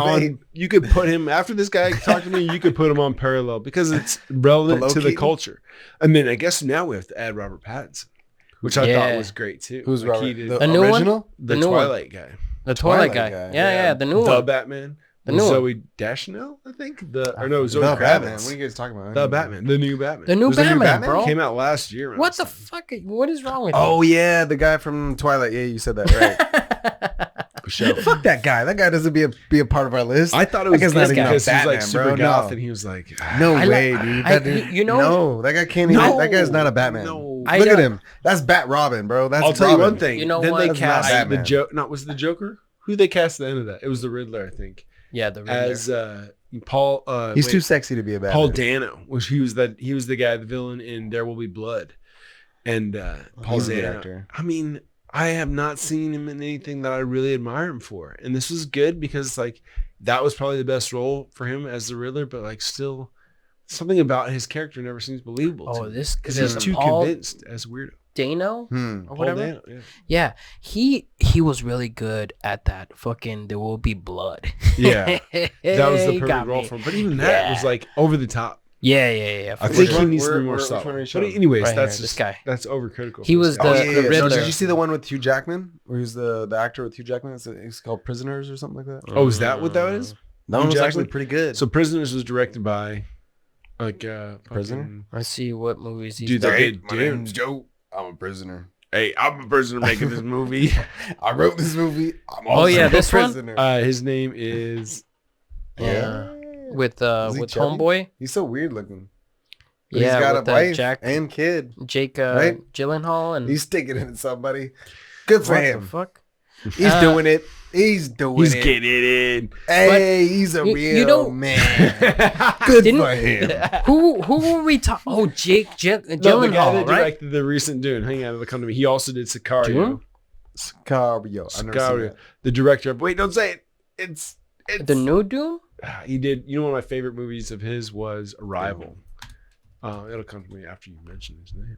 Doom? You're good with names. yeah. You're always been good with names. I know. I mean, like try to keep my thing up on filmmakers. Cinematographers are hard. Directors, I put a lot of energy towards. Actors, obviously, but there's just so many people out there. Actors. Cinematographers are key because like some of the best cinematographers are the ones that The Rock essentially was on make Doom, the too. movie. You know, what's this guy's name? What do you think It's, that is? Just their It's their understanding the cameras change the way that you feel about things because that's the technology. That's like there's a gap, just like with music, to where if you're listening to a song and it's on like your little fucking like I can play the Ray-Ban stories and like the speakers are okay, you know, they're pretty good, but Right. like it's not the same as having an ambient noise canceling Right. AirPod 2s or whatever the fuck I have. It's like it's so good that I'm there, like I'm living it, you know. Just So- understanding that hardware makes a difference. well, understanding that the technology, yeah, for sure. Technology is the thing that communicates the emotions. So sort of like the better game, you know, Game Boy presents one sort of emotional connection and then Xbox is like, you're like in it, you know? So having the best, most expensive cameras make it to where the movie feels like real life. And if you do it properly, you're changing perspective so quick, it becomes dreamlike. And it's really important to manipulate the emotions that way. What's this guy's name? I feel like Oh, this guy? Well, Carol I don't know. Urban? Like that inspires me to want to make a movie with an iPhone. You know, like Good luck. That's what I decided. fucking That's what I, luck, that's kid. what I tried. good luck, Try it. you Ah, piece shit, of the shit. battery. Good try. Freaking- That's Go try it.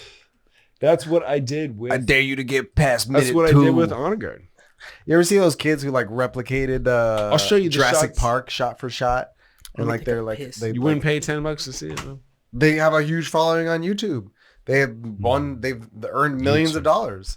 Like they're just little kids who like "Da-na-na-na-na," like they like are playing the movie scene for scene, and they're just little kids. We just looked that up.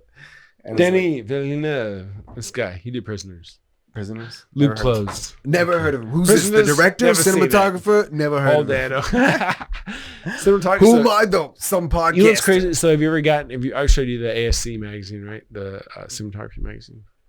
Is that one that you ended up subscribing to, or is that one mom got us? American Cinematographer. Yeah, I got it like back when I was going to Signal Hill. And it's crazy because they'll break it all down for you. It's like, here's the cameras. We use these $2 million cameras and we strapped it to a jet. It's like they break it all down so easy to like, oh shit, I can do that. And you can. But even still, it's different when you get to like experience it. It's like I like have used Mario's, and I'm sure you know this from experience too. It's like I've used Mario's 5D Mark IV for video and photography so many times, but yet can I tell exactly what that's going to look like when I pull it up? No. But it's also because I'm not in it. I'm not like recording on a daily basis. To whereas if you're someone who's very learned, and like obviously like you might like you could pull up this camera or this camera or this camera or this camera or this camera or his eye cameras or whatever cameras, and it's gonna be something different. You're gonna see a different. That's why when you're gonna say, see something I wish a little I could different. just go film. That makes me want to film something on an iPhone. I say good luck because it's really much more about the sensor. Like that's the thing is okay. So the But is that resolution. what's building emotion? To interruption? No, it's not an eruption. It's not that's building emotion. It's about the fact that if it doesn't look real, you don't get sucked in. That's all. If you can tell that it's being, and don't get me wrong, like our generations are changing. So now people are watching on TikTok. The emotional experience is shifting too. So the emotional experience I felt when I watched Godzilla in Arizona is going to be different than what somebody gets when they're scrolling through TikTok. I think from what I've researched is you have to figure out what type of emotion you're trying to create. So people make a song, people make a play, a movie, a poem, a podcast. You're developing some sort of emotional reaction by sharing and creating no matter what you do. Right. So but what about what's that one movie with the dinosaurs or the fake dinosaurs? What's the one where with the how do you do it? Touch the top? I don't know what I'm even trying to. It'll beep. Fucking good batteries. Fucking name. Is that it? Probably. I heard a beep. What were we talking about? You guys are ruining my podcast. Is this your podcast, Maya? The Mario Martinez Show. Yay! That's white people for you.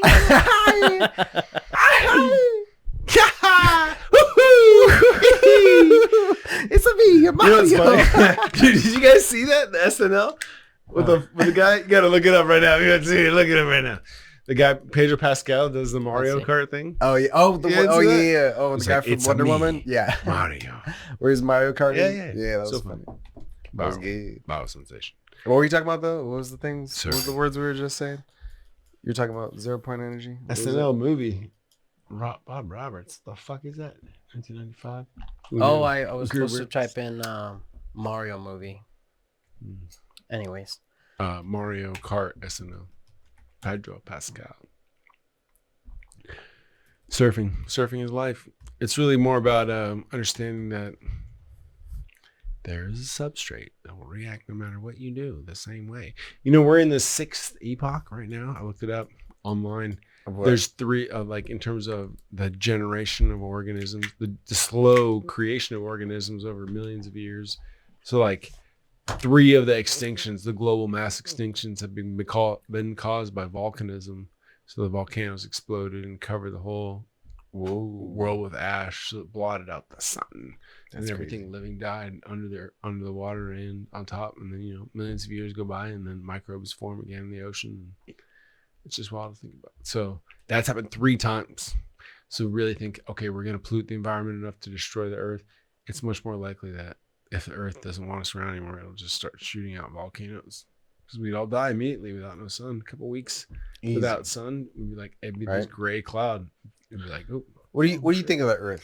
The other two were meteors, or they high impact sites that I think wiped out everything. Same Dinosaurs. 3 volcanic, 2 meteors. We're in the 6th. Changed the way Earth looked. Oh, You said 6 epochs, so it's like right. Think about Pangea and how long it's taken for it to shift around. They just released new scientific data about the molten layer that's underneath the current rock formations that we see as Earth. It's so much closer than we expected and so much more active that, all it would take would be, we're still talking courses of 100,000 years, but the most rapid thing would be the volcanism. And it would be to where, in a week's time, all the sun gets blotted out. In a couple months, everything's dead. And a couple months after that, it's like the Book of Eli, where things are just trying to, it's like, nuclear winter, essentially. Everything's covered. right. So in the grow back between that, it's like there's so much we don't understand about We don't this. have any. Yeah, if the fucking Earth. battles. Yeah, if we were infecting the Earth enough to where it wanted to purify itself, it's like it could do it really easy. It could just be like, everybody's dead. Like, just real quick. Just cough this off. Oh, I'm sorry. Did I just cough? Everyone's Yeah, like for real. Like the Earth is fine. The Earth is so fucking big. Yeah. The Earth is doing just fine. Doesn't even feel us yet. We're just tickling it. Yeah. Yeah. How do you? What's your view of the Earth? How do you like the Earth, Neal? Now, like you think Earth is round, but it's really a geoid. Like an oblong? Looks like a Like an lump of egg? clay, like a rock flying through. Like Okay. we see the moon, we think, okay, that's round, but it's also like in terms of density, the surface of the Earth has these rock formations that stick out, which make its different land masses. So it's also interesting to consider as the Earth slowly rotates on its axis, which is why, everything's changing.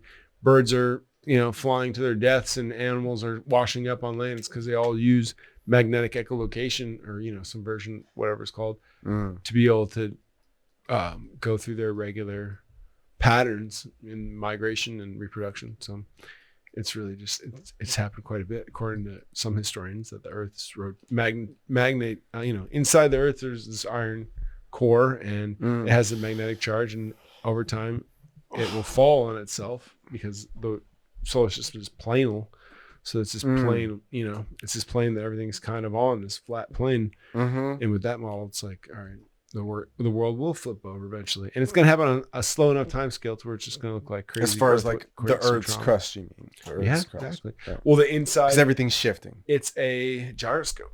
So just like every planet, it's like, okay, so what is a gaseous planet? If a gaseous planet has no physical landmass, like the gaseous planets that are far out, what happens in terms of their life cycle? Well, it's just a bunch of gases moving around. Same thing with us, like you're saying, just different densities. So We're the core liquid. is Right. just molten, and the outside is a little bit harder, but it's still shifting. And the outside of that's water, and then it's How air. quickly it's going to like- shift is Yeah. what we're in question of. Yeah, it's all shifting. Right. Totally.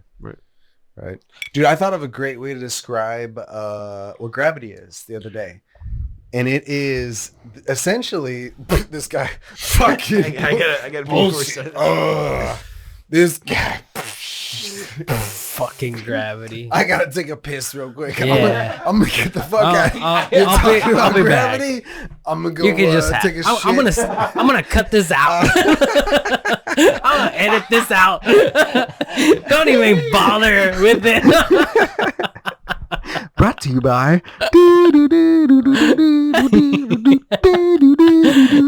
Go ahead, fool. Let's hear it Milk chocolates. so I can shit on it. No, I gotta wait for Neal because you've already heard part of it, but it's so much better now. I'm just gonna describe it to you. I'm gonna describe it to you, and you just gonna understand. It's gonna be so simple. I'll tell you what. It's just gonna be me breaking it down to you. It's gonna be gravity. I tell you what. It's gonna be me, gravity. No, but seriously though, I know what gravity is. I'm gonna tell you guys what gravity is. And I'm gonna break the internet right now. You guys ready? You guys ready for this? Gravity. I'm gonna tell you. What do you think? What do you think gravity is, man? Who are you? I mean, like, scientifically, I don't know what gravity is. But, like, if I were to, like, a novice, like somebody that, is not a scientist, it pulls you down. large mass objects pull you down. Mass. So you think it's because of mass? That's what I've heard. It's what school has taught me. Right. I mean, if you look at general relativity and you look at what scientists have discovered it to be, it's the weakest force, right? The weakest force. Yeah. Isn't the weakest force would be probably the weak force. There's the strong force and the weak force. The weak force would be the weak force. No, well, it's weaker than that. Let's see. It's weaker than the weakest force. Yeah. Is gravity? I ain't got no football jersey. No work wants me to wear a football jersey. I ain't got no football jersey. I tell you what. Actually, gravity is the weakest of the four fundamental forces.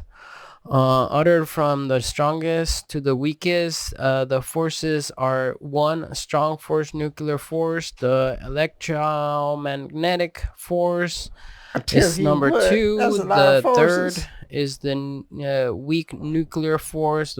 And the fourth is gravity. But now let's hear your shenanigans. Someday, Mario, you're gonna realize the truth. And the truth will set you free. You want to make a cult. Just say it. You want to make a cult. There's no cult in just science. Like there's flat earthers, you want to make your own fucking cult of gravity is like energy and electromagnetic fucking bullshit. Do you feel like if somebody was to describe reality to you, you could follow it? Like, do you feel like you're confident enough to make your own decisions in life? Make my own decisions in terms of what? Your own interpretations of what reality is, or are you gonna trust someone else's judgment over your own? You know how I see all these concepts of the universe, all these you just keep burning through it, all these theories and conspiracy theories and all that crap. All that stuff is not valuable. It's not gearing you to more success. That is like something you go to school and some people that are into it, that work in like the Large Hadron Collider or something like that. No, I'm saying, where how it do you, matters. That doesn't help you pay your taxes. It doesn't help you communicate better. It doesn't help you. What does it? Conspiracy theories. Of course not. I'm not talking about. No, this is not a conspiracy theory. It is science. No, if it's not backed up by experiments and like scientific. It is. Where? How long have you been saying that? It is. It's been the whole time, and you just don't understand it. So you've been saying that you're gonna make this experiment, and you haven't done it. Well, I'm creating a new experiment. What do you mean? But that's regardless of the point. Is, do you feel like you can look to evidence and see truth in that evidence and create your own opinion from it, or will you only look to someone else's opinion of nature and agree with them? Yes, I'll agree with them because I am not structured. Whoa. I'm not driven. So you're literally saying you have no choice. You've given up your freedom to somebody else. Of course, there is a certain amount of freedom that you bestowed to someone else to give you those fucking clothes, give you those fucking headphones, to give you what the fuck you use every fucking day, because you can't produce that stuff. There is, you gotta bestow that knowledge to someone else. How do you build your fucking clothes? Do you build your own fucking clothes? I understand how my clothes are made. What the fuck? What does that mean? It means I understand how they're made. You know how to make clothes? Is that what you're saying? Yes. What? Make me a fucking t-shirt. Understanding how to do something is not the same thing as understanding being able to and explaining what gravity is doesn't mean you know what gravity is. That's exactly what it means. Anyways, just give me what the fuck you got. No. There's no point in describing anything to you if you don't attribute or can't articulate information. And this is not for me; it's for the audience. Oh no, I mean, I don't care. Obviously, I don't matter. Apparently not. But I mean, I think it's interesting and crazy the fact that like you essentially are something right here on the other side. Yeah, you got it. Get it? Yeah. you're essentially saying that you trust the opinions of others and the ideas of others over yourself.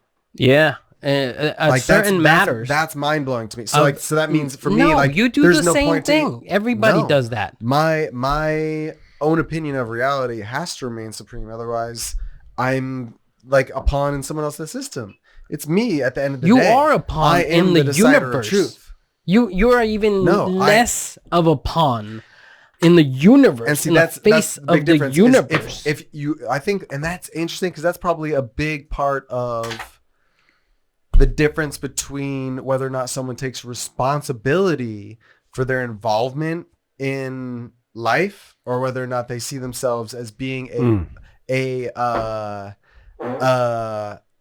acted upon participant, or I mean, you can't even say it's participant, an acted upon individual in life, which is to say that either you're saying that my truth is the truth. You want to be a force of authority. You want to be the person that tells you what the fuck gravity is, and you fucking sit there and listen. This isn't even about me. Yes, it is. You're belittling my knowledge of gravity to bestow your knowledge upon me. I'm not belittling you. Yes, you just did. You just told me. Are you gonna just believe someone else's beliefs and just go with your belief? Like, what the fuck? It's not belittling your knowledge. Yes, it is. Okay, fine. You can interpret it however you want. I'm not questioning your ability to interpret information. I'm saying that, and I'd argue that no matter what, you are the person who determines truth for you. So you get to determine where that truth comes from. So you're seeing that a certain select group of individuals, just like how you're seeing like the Hollywood individuals or whatever, you see a particular group of individuals as being the correct individuals. And that information coming from them is the correct information.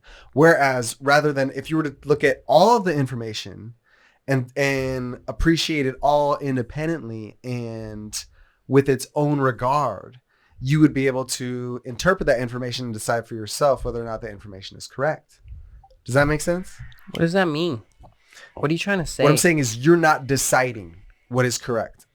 You're not, in a way you are. No, you are not. That's my whole point, is you're not deciding what is truth. So like you're looking to the scientist, whether it's Google or whether it's a book, and you're saying this is truth. Where I would argue, don't look at any individual and say that is truth because this is a respected authority, but rather, does the information make sense to me? Where are you going with this? Where are you leading to this? The log line of this conversation is the way in which you're interpreting truth is by believing in someone else's opinion over interpreting that truth directly. Okay, so how does that connect with gravity? It doesn't connect with gravity. I don't even want to begin discussing gravity because the whole point is, I'm going to obviously articulate it to you guys, but I'm saying the way in which you're receiving information. This argument is not even about gravity anymore. Our discussion is not talking about gravity. It's talking about the way in which you interpret truth. So I'm arguing that the way in which you're interpreting truth at all is by respected authority. Let me tell you how I interpret versus actually determining the information. You don't tell me how I interpret truth. You just did. I didn't. If that's what you want to know, I can tell you. I can tell you. I can tell you exactly how I interpret truth. I interpret truth by what is happening to me right now. Okay. You are talking to me. You're trying to communicate an idea to me. Okay. That is true. This is really happening right now. Yeah. I can decipher this is true. What you are trying to bestow on me. You can't get any better than this. Ideas this is as good as it gets. That you have come up with and decided this is truth is not what I will agree upon. What you're bestowing. I am just here to examine what you got to say, and then I make my own opinion. Whether that's true or not, you get to decide that. I get to decide that a week from now or in this moment or whatever. Right. The consequences of what happens later is what determines what truth really is. Yeah, I appreciate that approach, but that's Yeah, 100%. That's a 180 differential from what you just described. How you approach. Well, if I truth. just may You interject misinterpreted briefly, Okay. I think you have the same exact perspective on relative truth according to how you understand self-designated paths. So it's like, okay, you're both saying you believe that inner voice that says this is right, and so do you. So you have a good contact with your consciousness. But I think you just went a layer deeper, and a layer that we all appreciate, which is you said that, the truth becomes relevant later when you find out, right? So you're basically saying like there is a deeper truth to your understanding of truth, which I agree with because of the waves and you agree with because of gravity. It's this idea that like nature doesn't give a fuck about you, which is how we can reconcile with all the evil in the world, because it's not like if I drown surfing tomorrow that would be evil, but the ocean killed me. All right. Because nature The gods doesn't took have you. malicious intent. Yeah. So Poseidon but I took think you. you're both owners. Yeah, Poseidon, dude. Pray all hail Poseidon. All hail Poseidon. If you guys would see each other in that sense, because I think you both take complete ownership with your choices. I think we But I will say- I do think we take ownership of our choices, but I would argue that Mario tends to look at authoritative figures and the information they give and credit them more than just perceiving the information itself and trying to understand and articulate its implications and its true meanings. So like I would say that more often than not, because I know you, that you tend to lean on the accreditation and the existing information rather than looking at new information or just information in general and creating a new interpretation of that information, if that makes sense. Let me break it down. I believe 2 + 2 like something The equals Rock would say. 4. Let me bring You are saying 2 + 2 equals 5. And you're trying to bestow that idea into me. And how I interpret math is 2 + 2 equals 4, not 5. And you're telling me 5 is the true answer. Fuck you. I don't believe that. 5. I don't think I'm trying to argue that point. I get what you're saying. What you're saying, yeah, to steal menu, I would say like you're saying that I'm trying to come up with a brand new interpretation of a pre-existing equation or pre-existing understanding. And I would argue that I'm not changing it in such a fundamental way as that. It's almost like I'm coloring the numbers. So whereas you imagine I'm changing, The value still remains. it It needs to be 4, not 5. well, I would say the value is not what you think it is. So here's an example is, if we are, or it can be seen in a different way than the way in which you see it. That's all it is. So it's like, imagine if you're counting, I think we need to switch the subject. Neil this is is bailing. beautiful. No, I'm just like I'm about to post real time. imagine it like olives on a like an hors d'oeuvre tray or something, right? So like you see, you're counting 1, 2, 3, 4, and you think of the fourth olive. You're only counting 1, 2, 3, 4. You're Think of only the fourth olive. You're only thinking that olive is unto itself, right? You're You don't. thinking that olive is unto itself, right? See, he's bailing. He's not into this. You're not seeing the full perspective of the hors d'oeuvre tray. So what I'm arguing is that in a number line or in any given situation, the closer you focus in on any one thing, you're going to see one perspective. So yes, 2 + 2 equals 4. I get that. But 4 is also the answer, like you said, is also a part of something bigger. It's a part of a number line. It's a part of an equation. It's a part of a whole different meaning than what you think it is. It could be 2 + 2 equals 4, the answer to what makes a crane bridge work or what makes an AI function the way it does. What I'm saying is that you're looking at it as just one specific perspective. And so the interpretation that I'm bringing is simply a new perspective to it. So That's while some you're... Jesus shit. Some Jesus shit, some fucking belief shit. No, it's what some- the value it's- I'm trying to bestow is very simple. It's real clean and cut. It's 4. It doesn't help me that I know that 4 came from the gods listen like to what 2 I'm just trying- + 2. I don't give a shit about that. It helps me You're missing knowing that what I'm there's saying. fucking You're not 4 wheels on the car. Steel man me, because you're not interpreting what I'm You're saying. trying to gather a deeper Steel man sense. me when you try to describe the argument according to that person's perspective, and if they feel like you are like, if you can describe the thing that you're just said to them back to you, their philosophy or the idea, the conversation, the argument point, then that means that they are appropriately describing your point. And then it's like, okay, you get me. Like, you're describing my point back to me, and I agree with what you said. So it's like, okay, we're on a similar basis now. Let's argue. Like, you get my point. So at least you understand what I'm trying to say. Accept my argument for further argument. Not, yeah. It's like, it's saying like you accept my argument for it's further it's saying like you see my argument for what I'm trying to, it is, versus like you're misinterpreting my argument. So it's like right now, what I are you would guys argue, even fucking talking about at this point? I know.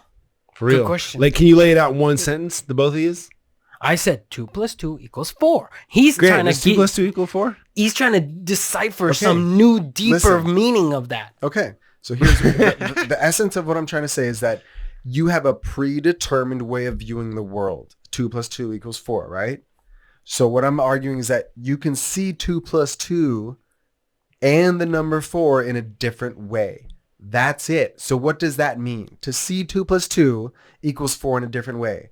2 + 2 = 4 could mean literally an infinite amount of things, which I could say I could insert. You're pointing a 2 finger at the Oreos symbolism. plus 2 or You're pointing a finger at the exactly. symbolism. Right. So the symbolism of 3 2 + 1 = 4 too. But you're you're saying that you're missing the point. The essence of what you're saying is we've agreed on a system. What of is symbols what is. that has definite meaning, and what you're saying is we've created that definite meaning for ourselves.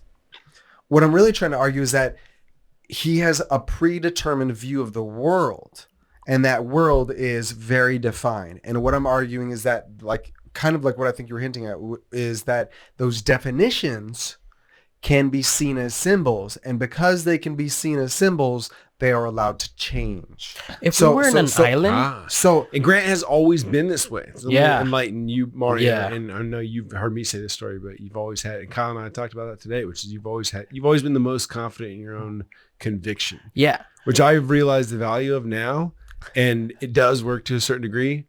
But to completely ignore Mario's point, which is that there seems to be an objective reality that if you completely ignore, and I don't agree 100%. No, I agree with that. But if you completely ignore objective reality, this alternate theory is that it doesn't care about your perceptions of what the future could be because you haven't paid enough attention to it. Here's the truth of reality, though. Objective reality is based on non-objective substrate, which is to say that the things that you think are concrete are actually literally founded on something that is non-literal, something that is undefinable.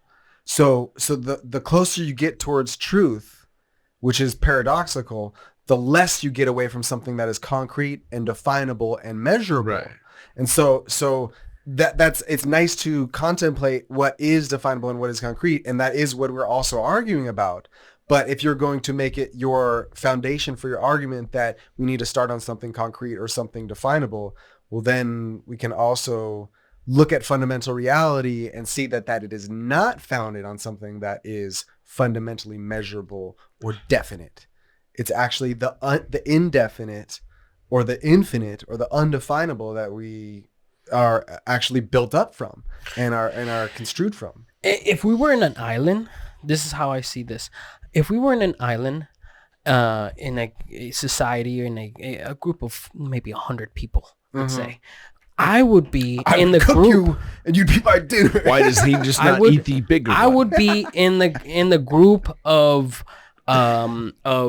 engineering, of building boats, of building crafts, of building houses, shelter and shit. You would be like in the spectrum of either being Einstein or being some wizard guy that's just fucking getting high in some cave, making up fucking shit and saying, yeah, the God said this, and just believe it. It's Poseidon and all this shit. The world needs all of us because you're the fucking wizard. You're the wizard, man. Oh no, I don't disagree. I'm thought versus physical. Yeah. So yeah, there's I need practical life. You need this fucking philosophical fucking butterfly flying everywhere, and that's gonna change the weather.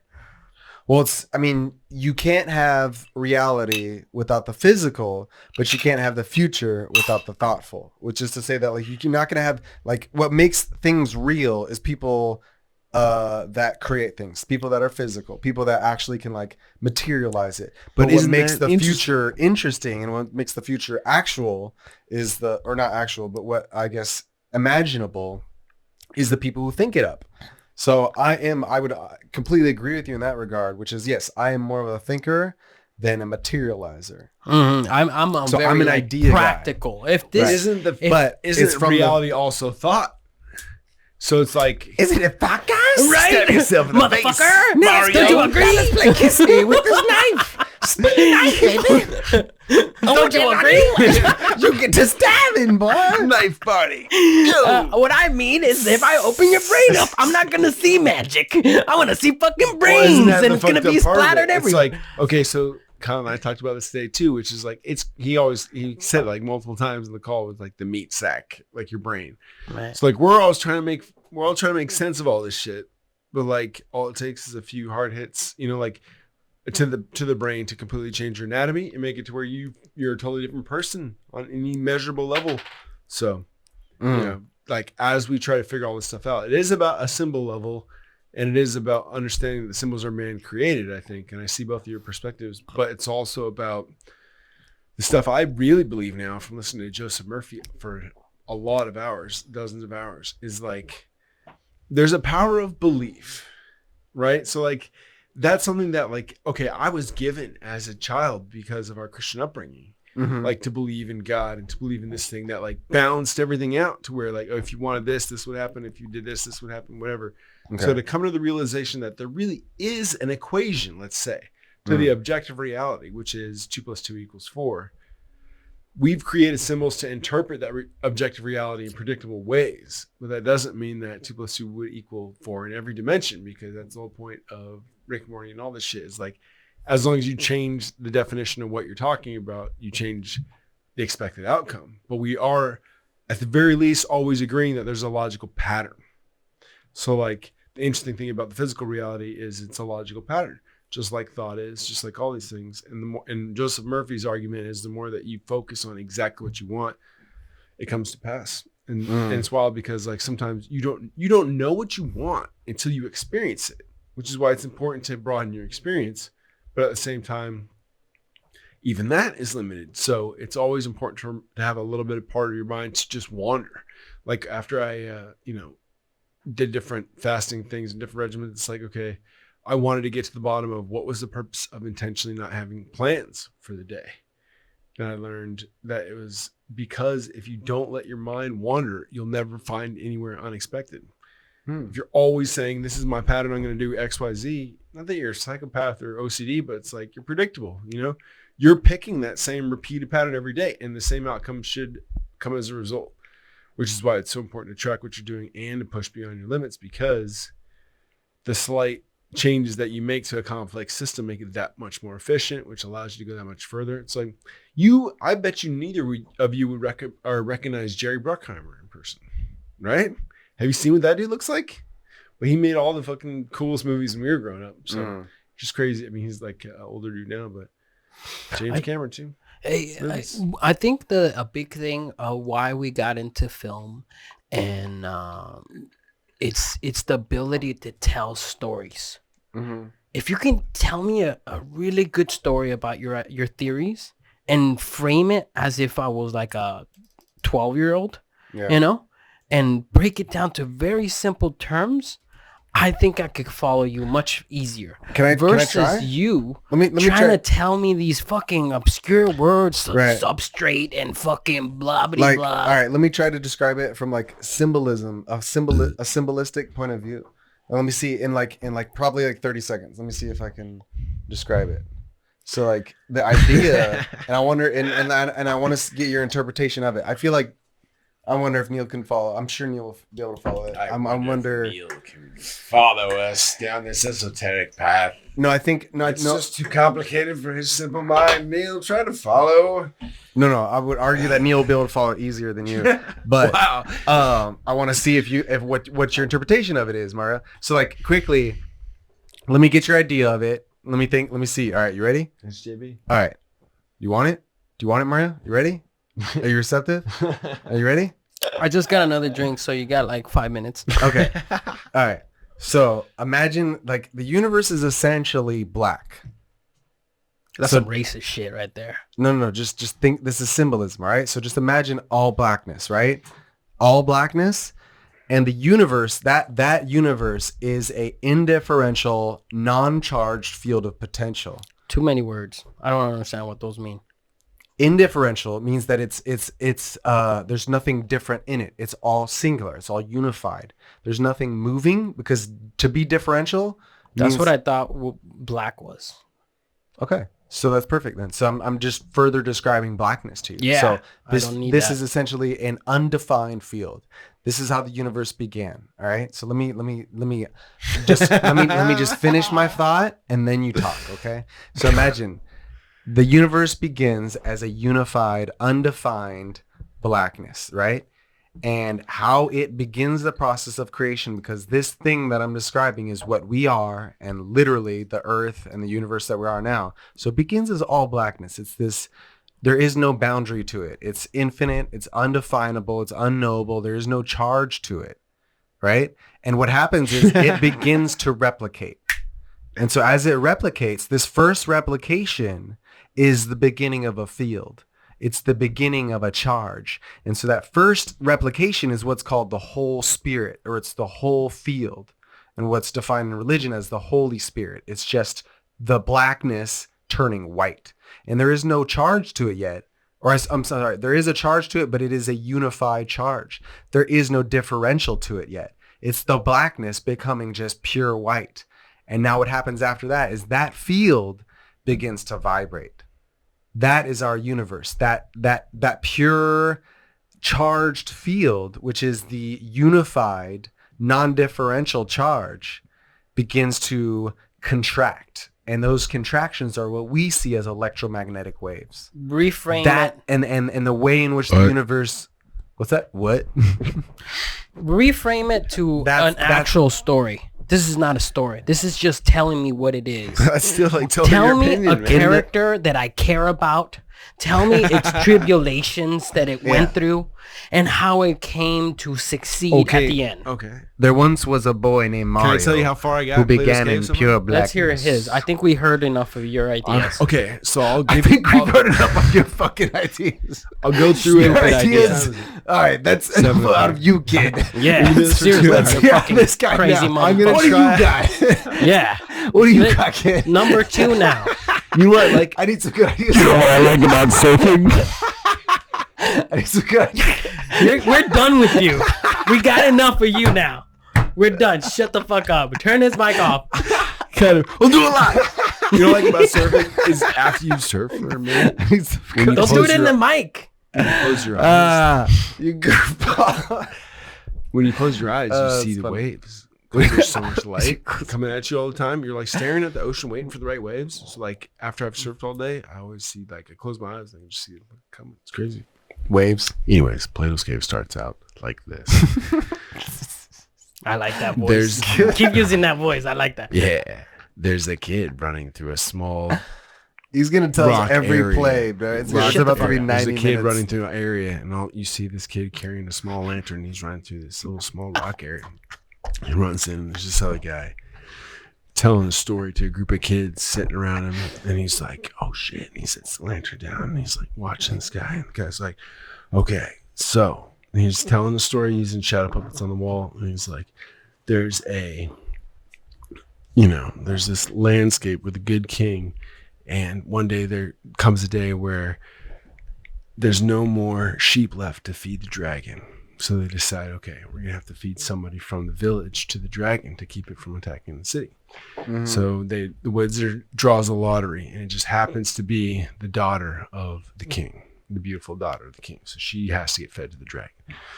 So the day comes, and they're like, okay, we got to take this chick to the dragon. And they're dragging her through the city streets. You know, the wizard's like walking her on her horse. And the hero's like standing on the ground. He's like, no way, they can't feed the princess to the dragon. Like, that's not fair, you know? And so he's like, what do I do? What do I do? And then all of a sudden he's like, I'll fight the dragon. And he like stands out of the crowd. And the kid that came in with the lantern like says the words at the same time. Plato's telling the story on the stage. And Plato's like a kid about our age. And so then he right after he's like, "Oh, fight the dragon," the little kid says that at the same time as the guy on the stage, Plato. He like kicks over the lantern and fire like spills out on the ground. And so Plato's like, "Oh fuck!" And he turns around and there's this like fire out in front of all the kids. And so he takes off his cloak and he's like, "Oh shit!" And he like covers it up and it like burns it through. And then right then the siren goes off. So all of a sudden, throughout the entire cave, all of a sudden it's like just super long. You know. Mm-hmm. Feel free to fill in the siren noises if you want to. And they're like, "What the fuck?" And he's like, "Oh shit, kids, go home, run home." So the kids all start running. And they're like, "Okay, let's go." So he grabs Ash, the kid with the lantern. And they make their way out the same way that they came in. And now they're running to the cave. And you back out and you see Maya, which is where they live, the cave, Plato's cave. So they're running through the different levels. In the first level, there's business owners. They're shutting up shop because the siren is constantly going on in the background. It's like, boop. They're like, "I don't know shit." And there's, like a worker here and he's closing up shop and there's a kid running out with a watermelon. He like stole a watermelon from the shopkeeper. And the guy's like, "Hey, come back." And another guy like presses his droids and they start watching over his shop because it's closing up. They're closing up, because of the siren. They don't know what the siren's about. And it keeps going off in the cave. And they're like, "What the fuck?" So Plato and Ash are like, "All right, shit, let's run." So they're running to the business area and some guy's like, "Hey, what's this siren mean?" And he's like, "Oh shit." And he notices Plato's wearing really nice clothes and this guy's like wearing worker clothes. And he's like, "Oh, sorry, my lord." And he's like, "Yeah." And they just fucking kind of fuck off. And the guy keeps going and Plato and Ash keep running. They're running through the crowd and they're around the corner and there's a birthing clinic. And in the front of the birthing clinic, there's like a bunch of women coming in and they're like protesters on the outside. And the protesters are like, "Hey, you don't have to do that. That's not it's your right. You don't have to give birth if you don't want to." And there's women that are going in the front and the back. Their babies are coming out. So there's like women that just gave birth coming out the backside. And there's like government workers that are both protecting them from the protesters and taking the babies. And they hop on this little shuttle and they take off. And the new parents are standing by and they're like sad that their babies are going down the shuttle, but they're like, this is how things are. Plato and Ash run past them. This is the birthing clinic. And now they go to the first scanner. The first scanner is a bronze level scanner. And it's just a guy that's kind of hanging out like a sentry. I can go on. So they run through the 3 scanners. They go to bronze, silver, and to the gold scanner, and they meet up with their mom. At the gold scanner is the light sentry. The light sentry is like, "Oh shit, oh man, it's just too much. It's too much. It happens so much visually." I'm listening. No, it's cool. Let's see. What are the key I love points? They get out. I'm enraptured. It's good. You're not paying attention. Shut the fuck up. So they run. You through describe what just happened. They run through the bronze. can't. They run through the bronze scanner. Let's just start where it is. They run through the bronze scanner, and the bronze guy's like, "Who the fuck is this?" And scans Plato real quick, and it's like, "Plato, the fucking prince of the cave." And the guy's like, "Who the fuck is this kid?" And the guy's like, "That's my prodigy." And he's like, "Oh shit." So he goes. He punches in the code and lets him through the bronze scanner. And they run in the bronze room. In the bronze room, everyone has these gauntlets, right? So they're talking into them to communicate with each other. Okay. So they can do basically they have like micro, they're like radio waves. So they're able to talk to each other. That's the only capability it has. So the bronze people are like, "Hey, what's the siren mean?" Whoop. And the guy's like, "Oh, here's one of the royal family. I'll ask him now." And she's like, "Hey, Plato, what's the siren mean?" And he's like, doesn't even really acknowledge the bronze chick. And he's like, "I'm about to go find out right now." And he's like, "Oh, who's that? Or what happened to your cloak?" She says. And he's like, "Oh, Ash always starting little fires or whatever because his cloak is all burnt." So they run up to the silver, and the silver guy's a little more protected. The scanner's a little better and a little nicer, and they go through the silver scanner. And he's like, "Who's this?" And he's like, "Oh, it's my prodigy." And he's like, "Oh, okay, cool." So he punches them through, and they go through the silver scanner. In the gold section, they have the same sort of. The silver section, they have the same sort of gauntlets, but not only can they talk to each other, but they can access some sort of their version of the internet in the cave. So it's the archives, so they can punch into the Better archives. communication. Well, they can punch into the known knowledge base inside of Plato's cave. Right. So the same sort of thing happens. A silver person walks up and is like, "Hey, Prince, what is going on with the siren?" Boop. And he's like, "I'm trying to run up to figure that out right now." So like we're going to the next level to figure that out. And the cool thing about the script is because I have the siren written in constantly, it's like it will force the audience during the visual part of it to stay engaged because like it's forcing you back audibly into the storyline because the siren's going off. And that's the inciting incident. So It's like metronomic. Yeah. It's right like away. pulling. Yeah, right away. It's that repeated sort of. Oh shit! The batteries went out. Check. All right. Go on. Plato's cave. Wow. Thanks for indulging me. Yes. Go ahead. So, I mean, it's all already written. So the fact that I'm sharing with you. So then they get through the silver, and the silver guy's like, hey, what's going on? And she's like checking up the archives too. So not only is she talking to her family, but she's like looking in the archives and she's like, no, the siren hasn't sounded since the king left. Like, I don't know what the deal is either. Let me ask the family. And so Plato's walking by with Ash with his burn cloak and he's like, hey, what's the deal? And Plato's like, whoop. And it's funny because I have it timed out to where like they have to talk in between the sirens. So it's like always interrupting them too, which has a funny natural element to the dynamic of the story. So he's like waits till the siren stops before he responds. And he's like, oh yeah, we're about to go to council to figure that out right now. I'm going to go talk to my mom. So he's obviously like, we've already designated in terms of the audience, we've already designated a status. He's climbing through this stat. Obviously he and Ash are allowed to go into the gold section. So now they approach the gold scanner. And the gold scanner is protected by the light sentry. So he's this guy who's wearing like all white armor. And it's all fucked up because he's been in battle or whatever. And he's like playing with his, what is his main characteristic?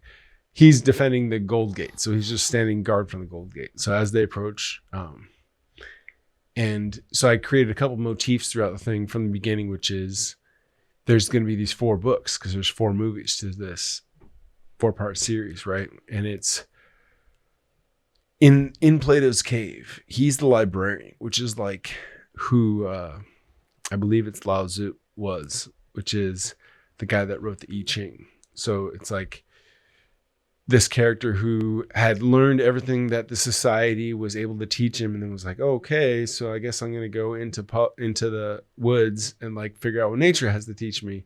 And the culture says that this is the Chinese culture says that this is the natural progression of the human being, which is to move from being the scholar to like the person who actually is totally in the experiential nature. And the point is, and this is also sort of the holy path in terms of the Buddha. It's like, then once you reach enlightenment, to come back down and share your truth with the people. So as Lao Tzu is leaving, the watchman is the guard at the gate is like, no, you have to write all the things you've learned. And that's when he wrote the I Ching. Like, you can't just leave us after learning everything we have to know. It's like the people need your guidance. The watchman or the guard or whoever at the gate told them. So then Lao Tzu wrote the I Ching, whatever. So Plato is the librarian. So his main job is to manage the archives. So he's running up. And so basically there's these 4 books that go missing. And when he reaches the Golden Gate, the light sentry's guarding it, and him and Ash run up, and Ash like falls into the dirt, which is something like, cause he's running too fast. And the light sentry pulls out like the Zippo and he's like, hey, look what I got. And like, we introduced the idea of relics because this is a post-apocalyptic story. So like, he's got this Zippo lighter that like nobody has anymore. So we dive into that a little bit. And at the same time, Plato gives this guy, the light sentry, this Mickey Mantle rookie baseball card. So he's like, okay, they like kind of exchange. So there's this cute interaction where you meet Ash, the kid, and sort of like this guy. Later, we find out that this is like actually his father. So that's one of the secrets of his character. And so they go through the Golden Gate and they all scan and they go into the royal chambers. And there's a whole bunch of dynamic, like they get that green. He uses this green pistol in that place to shrink wrap that Mickey Mantle baseball card. And it's like this futuristic sort of where you just kind of touch it to it and it like completely seals it off. Kind of like a shrink wrap, but with some sort of diamondium. Sort of like how Futurama did, it's like, this is now completely protected. Right. It's like completely protected, whatever you touch with it. So he uses that and he puts the baseball card in his pocket. So we do the classic callback later in movie making, which is, he gets shot basically at the end and he's got this diamondium baseball card covering his heart. So he's fine. But later, when they're escaping the cave, Grace, Plato's mother, takes that gun and shrink wraps herself right as the gate is closing on them. So when they do their whole hero's journey thing and come back, he's sitting there having the dark night of the soul and he's trying to figure out, how do I get into Plato's cave? Or I'm sorry, how do I get back into Maya, where the city Maya, And he's like, so he does these mushrooms because he, like, Ash finds mushrooms. It's just like, it's so interwoven. It's like, how do I explain it? I don't know. What are the main locations that you use? The cave, the dark forest. So they go a little bit further for that. That's a good question. They go from the cave to the dark forest to the desert to the Badlands. So it's very like Zelda in that sense. Like, obviously that was a big influence for me. And then it comes all the way back. So it's all on one planet. And the dark sentry follows him all the way out. Yeah, it's all Earth. Okay. It's post-apocalyptic, Earth. Yeah. Okay. What ancients. year? Oh, so post-apocalyptic. It's like- so futuristic. It's somewhat based What year? on science. So it's like when the Earth actually, I think it's 10 to the 7 billion. It's like when Earth is actually going to be completely consumed by the sun because the sun goes red dwarf or whatever. As it starts to increase. Right. But wouldn't we all die by then? Well, that's the thing. In the Ancients movie is They're underground. they are leaving. So the Manuminds are the ones that are keeping human beings on Earth. The Manuminds are the AI computer robots that Mercury makes, who's the character that's on this transport ship going to Sirius B, which is this other planet that's way like the next solar system, according to what we understand through science now. The next solar system with a planet that could sustain life is Sirius B, according to aliens or whatever I watched this shit on when I first made up this idea. And it's like, this planet was like, oh, that could be like Earth, but it's like way the fuck far away. So Ancients, the main trilogy of Ancients is the first movie, they get off Earth. The second movie, they leave from Mars to Sirius B. The third movie is Plato's Cave, which explains what they are as Manuminds stuck back on Earth. And the fourth movie is when they land on Sirius B, and the Ancients, which are the pharaohs that were injected with basically the serum, that regen serum that can bring them back to life, because the mummies mummified themselves on Earth so they could be brought back to life on the spacecraft, taken to the next life or planet, So they basically land on Sirius B and they're slaves of the pharaohs again. Human beings are. Okay. And so that's the sort of, and at the same time, Plato's making his journey in. So it's very Futurama, but it's like Plato's making his journey into the center of the universe, and then Mercury leaves. In regards to so when you're imagining when you're imagining this world where all this shit makes sense. No. Where do you these get characters? off? These characters are like if they're around the time period, they're the evolution of humans, right? They're the distant ancestors, maybe, of humans. So when you're imagining the technology that, or even the aesthetics, I'm saying just from a storytelling point and from a practical, how you would imagine creating the set type of point. How do you imagine something so futuristic? What does your thought process go into as far as imagining something that's that futuristic, that's so intensely in the future? Is it something where you're just all right, I'm going to take some properties of what we understand now? There's just on my head. I can see it. That's the thing. What does that mean for you? That's because I'm from a practical standpoint. So it's tough. What does because, set design that's look why, like? That's why I brought it up. Was so like complex. That guy at the gym, that's my point, is maybe I need to write. That was basically why I even dove into it, was it's that complicated and I haven't even got out of the first act. And so I do know what I want it to be, which is a 4-part feature series, right? Quadrilogy. And that's it. That's it. So you're still building into that. Still reading. Well, it's world into building. Thinking, It's right? it's tricky because Tolkien and Game of Thrones are complete worlds that now these people who own intellectual properties like Amazon bought the whole Tolkien thing, which is why they made the Rings of Power, and that's the most expensive show ever made to date. Billions. Yeah, Rings of Power, which is Lord of the Rings, and they just okay, well, let's tell the story. As far as I understand, let's tell the story about how the elves first made the rings and Lord of Sauron, and how because Tolkien mapped all this stuff out, because you have to be able to thoroughly tell a story superficially, which is why it's going to be so good, because I'm not going to get into all this. I'm explaining all this to you because it matters to the screenplay to describe it. But when you watch it, it's going to be like a fucking river of gold flowing. You'll be like, why does that look amazing? It's because gold is never molten. It's we're doing it for you. As far as how you see it, do you see it as is it a people that's like a modern day people, or I'm just trying to imagine what type of humanity or what type of species even would you call it that is going to live 1 billion years from now? If you would imagine if you were to extrapolate where humanity would go in 1 billion years, that seems it could be the Greys, or it could be a reptilian creature, or it could be some puffy creature that just is pure dust, or it could be digital. I don't know. That's what I'm curious. I just picture them as eminently human, just regular, what's because their clothing? You can't There's so many details where I'm it's so intricate and it's so far in the future that I'm curious what is there a genre piece, or is there a time period? No. And guess what? You want to imprint upon that during the first writing of the script, because I just wrote it all the way through, and I got to the very end and I was like, fuck, this sucks. I don't like the way it goes. I don't understand why I didn't fucking get it right. I was really upset, but I was like, all right, I got to power through. I was going to go back and write all the things that I had written in a categorical order to understand, like, okay, I started this motif of this thing. Like, oh, he's got his cloak burned in act whatever. You can't just like leave that off. You have to be able to tie that in, because that's the Anton Chekhov second half thing, right? It's like if you put a rifle over the door in act 1, you got to use it by act 3. It's like, Sure. like, don't introduce an element, because that's bad writing. Don't introduce an element you don't use. So it became a combination of two things, trying to figure out what the story itself was, what I was trying to say, and it's still happening, which is why I'm still writing. And then also how to be able to tie in the motifs that are meaningful. So I dropped out a lot of stuff in this rewrite. Does the script you're writing have anything to do with the actual Plato's Cave story? Yes.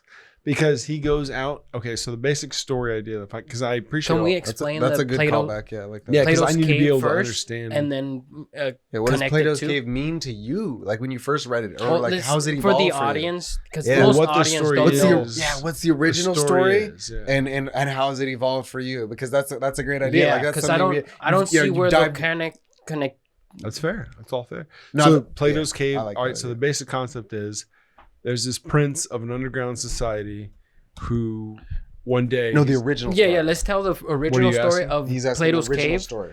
Plato wrote the cave. the allegory of Plato's Cave. The Yeah. allegory of Yeah, Plato's Cave. because he wants to know like how does that Connect. Because let me just explain it real quick. Plato- Okay, go ahead.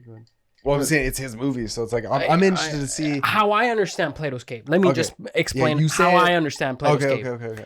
Plato's Cave is about 3 prisoners in a cave tied by their arms and legs to where they and their head where they can only see a wall. They got those sexy bandages, and someone's going up and tickling them every hour. They tickle them, and they don't like it, but they put up with it because they know it feels so good, so good. You're not No. a wizard anymore. You're a We're fucking going. clown. I never wasn't. So these people were basically held still, looking at a wall, and on this wall there was shadows that were crossing. So behind these prisoners there was a bridge, and behind the bridge there was this huge fire, and this fire illuminated the cave. And on this bridge, people would walk through, settlers or travelers, and all these shadows would appear on the wall from the prisoners, and they would see it as the real world and look at it as, hey, this is what's happening. Like they see camels, people walking, all sorts of different things. And then one day, one of the prisoners is able to break out of his chains and realize that he's in a cave and not know what the world really is, and then make it out of the cave and experience the world for what it really is. He sees the sun, clouds, trees, plants, animals, all these like mind-blowing things. So he heads back into the cave and tells the other prisoners, like, hey, the world is much bigger than this. This is not what it really is. It's not what it really represents. And the version I heard was the 2 other prisoners killed the guy because they don't want to believe in this whole nother world. They want to stay in the cave and they want to see the shadows. Yeah. That's how I know it. Now, how does it connect to that? I didn't know it was only 2 people. Is that your idea of it too? It was 3 people to me. I've heard that as the original tale. Mm-hmm. Yeah, Mm-hmm. I've heard that. You can look it up. You can Similar look up the type of actual interpretation. Yeah, I've heard that. Okay. But it's kind of boring. But it's like he's really just trying to point a finger at, It's kind of like the Matrix. how do you convince somebody who's not ready to understand? Blue pill, red pill. That's still forcing a choice on somebody. Some people aren't even ready to choose yet. And that's really what the Matrix, I think, is about, which is like when you choose, the outcome is certain. But some few people choose because they don't understand how. That's really what belief is. So Plato's Cave is the only way that it relates to that is it's taking the allegory and it's tying it into this much larger quadrilogy of ancients. And of course, like, it's crazy because in trying to figure it out for myself, like, well, what I mean by these things, like, it was a very vague idea. I watched the Ancient Alien series, and I was hooked, and I was like, oh, this is so cool. And then doing research in terms of the Stone Ape theory and all these other crazy things, it's like, okay, well, where do we really come from? And then in analyzing all sorts of historically recorded excerpts of different things and researching history, it's like, it's so short-lived. So to understand, and Jordan Peterson, all these people that turn me on to like the fundamental nature of our anatomy, the fundamentality, the core of our anatomy is primate. And like when you really own it, it's like, that means we're prone to extreme violence. That means we're susceptible to visual elements rapidly and more quickly than we'd like to acknowledge, which is what reaction is. And it's all these crazy things. So my theory is to create a film that engages people on so many levels, but especially their most basic levels, the visual element of things that already hold significant emotional weight to them, which is what movies are supposed to be. It's like, that's why Michael Bay's who he is if you show chicks in bikinis and giant monsters made out of metal killing each other, you're going to get some sort of reaction. That emotional reaction is like fantastic because like never in real life would you see a Transformer fight somebody while there's like a 10 out of 10 model like that you would see only on the runway walking down the street just shopping. It's like it's this combination of things that don't actually exist in real life. So same sort of thing with this, and the analogy connects because he leaves his basic arc, I guess I should say, is he comes from a place, and I feel this personally, that where he understands how dangerous the real world can be, but decides he needs to go out and experience it for himself. So it's just a classic hero's journey. I drew a lot from Joseph Murphy, not Joseph Murphy. Joseph Campbell. Yep. And yeah, Joseph Murphy and Jordan Peterson, all these people. But like, it's a combination of, another thing I realized in terms of writing is like, you got to pick and you got to just say something because it doesn't matter that much anyways. And your interpretation of what you think is real is just your version of it. So can you make it entertaining, commercially viable? So I combine all these crazy narratives and reasons to have these random events happen in this story. So if somebody says like, okay, why were there two kings in Plato's cave? Why are there two people that are king in Maya? Because they switch leadership back and forth. Because now Plato has picked his prodigy, Seth, which is the bad king, and his wife Azura are now in charge. So they run this thing where they're like, basically the Logan's Run aspect of it is because they're confined in this cave, they're feeding human beings their babies. So it's this crazy thing that they figure out at the end. And that's the reason why Cyrus left, is because he learned of basically the guy that invented these things, these androids, are taking care of human beings in Maya. So these androids are manuminds, so they're manufactured minds. So they're basically, their brain is able to basically keep their biological services running. So they're just metallic brains. So they're metallic brains inside of regular bodies, you know? And so their brains are just so advanced that they can keep their bodies repairing very fast. So these things live a long time, and Mercury invented them. So he created them to be able to sustain life on Earth as they went along this giant journey to go find Sirius B. So these things live 100 years for every regular human year, which is crazy because that way I can say, okay, if you live 100 regular years as a man-mind, you're living 10,000 years.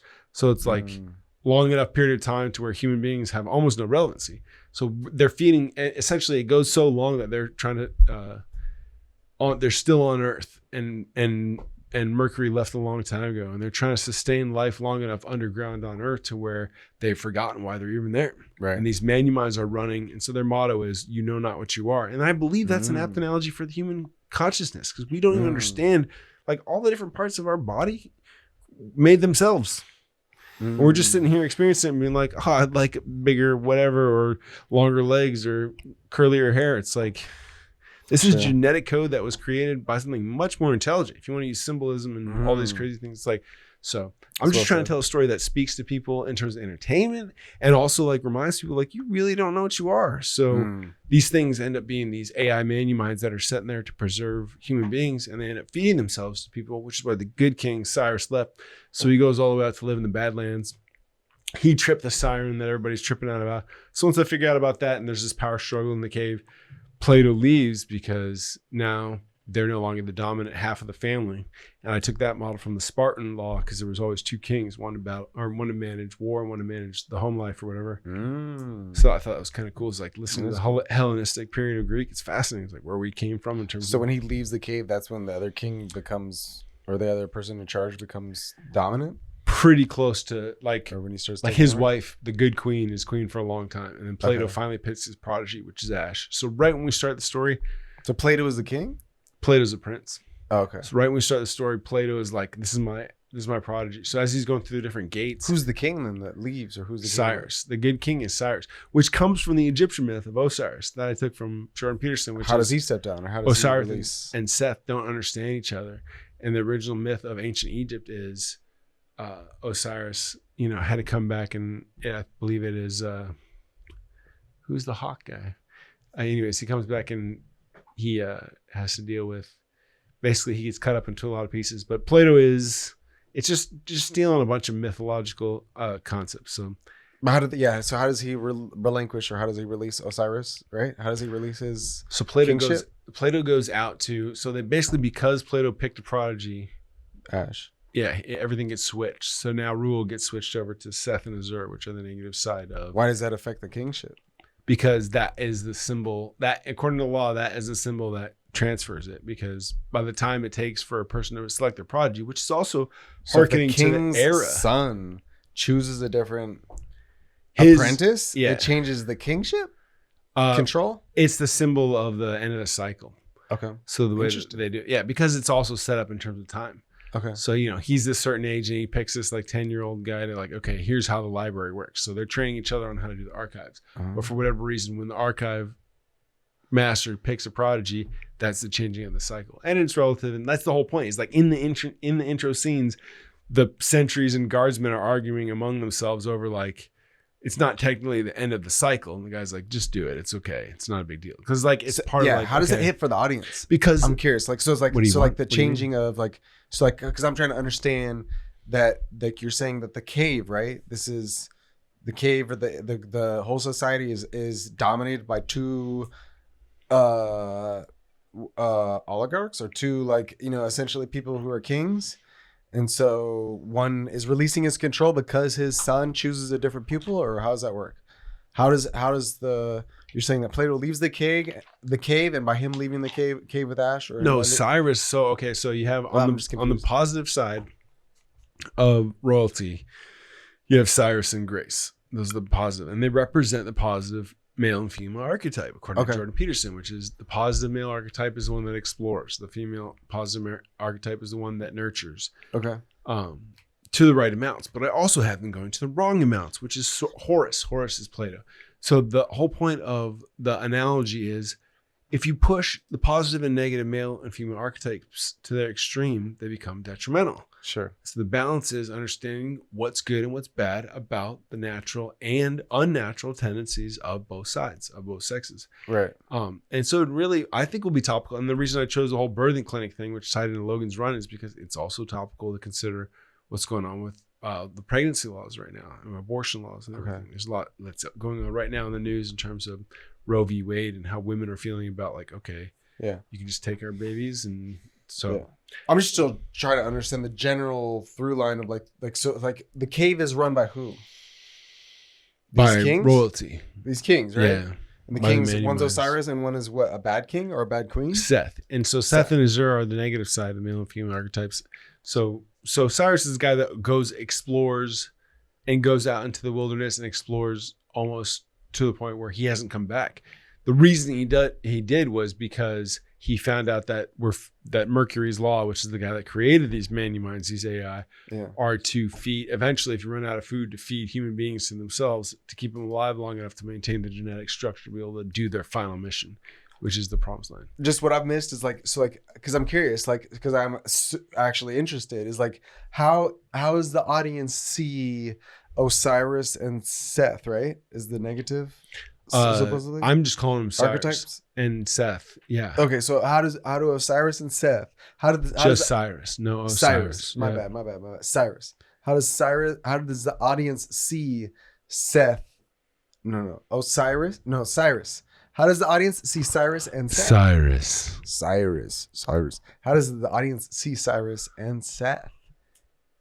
Like, just at all? Like, how do they see? How do they see them? How do they see? Like, how are we gonna? There the is no audience. It's in my mind alone. No, obviously, I'm trying to explain it through with words, but like it doesn't exist, and that's the whole point. And when you take it to like production, you're writing the script, right? So I'm saying like because like you're writing the script for the audience. So I'm saying, how does the audience when reading the script? I don't think so. I'm writing it for me. That's why it's so hard to explain. Well, I mean, the script is going to be we're going to see it, right? Right, but like, am I writing for the audience? Well, I'm saying you're trying to describe the story to us. So yes. I'm the audience. Mm-hmm. So I'm saying, how do I see? Tell me. Right. As the audience, how do I see Cyrus and Seth as what are they? They are gods among men. They're the kings. The Manu-Minds, the royalty of Maya. Are they both Manu-Minds? Oh yes, very much so. Okay. Everyone who's in the metal classes, the bronze, silver, and gold, are all Manu-Minds. They have to maintain order over the human beings in the lower class of the cave. So you've already written this script. Yeah, I'm writing it. Or you're writing? I'm sorry, yeah. But I mean you're editing. You're in the process of editing. Huh? But like you've essentially written it all, but you're editing it, right? Yeah. Okay. So from what you've already written, because you already have it outlined. So I'm trying to understand it. I'm trying to follow you. So Me too. yeah. So Seth and Cyrus, they are kings over this cave. Mm-hmm. How does the audience, or how do I see their involvement? That's what I'm curious. It's like, when do we actually see them, or when do we see them like oversee or say a speech, or like how do we know they're the kings, and how do we know their involvement? I'm trying to understand the idea of like okay, so you've created these two characters, so I haven't understood, and like you've given the meaning of how they are gonna like add to the story, but I haven't heard any actual ideas except for the part where you said Cyrus leaves the cave, right? You said Cyrus leaves the cave, and then that's when he gives up his kingship to Seth, and so I'm trying to understand. No.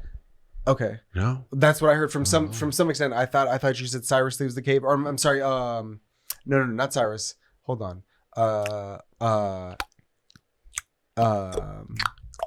Plato leaves the cave. Yeah. Plato leaves the cave, and he somehow like changes the kingship over to Seth. No, he picks his prodigy. Okay, he picks his prodigy. Right. So that's what I'm curious. Is like, so like if his role in picking his prodigy changes the kingship, and there's this dichotomy, it's just a symbol. It's a reminder of the fact, right? But you're talking about symbols, but I'm trying to really grasp. What are you trying to grasp?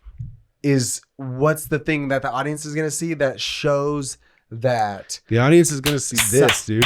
It captures your attention. It's loud noises in action. It's an action movie. It's going to be so fast. You're going to be like, what does it all mean? I'm only breaking it down to you. Like, we just described maybe a 2 minute. Are we talking about real ideas, sequence. Or are we talking about? This is the screenplay.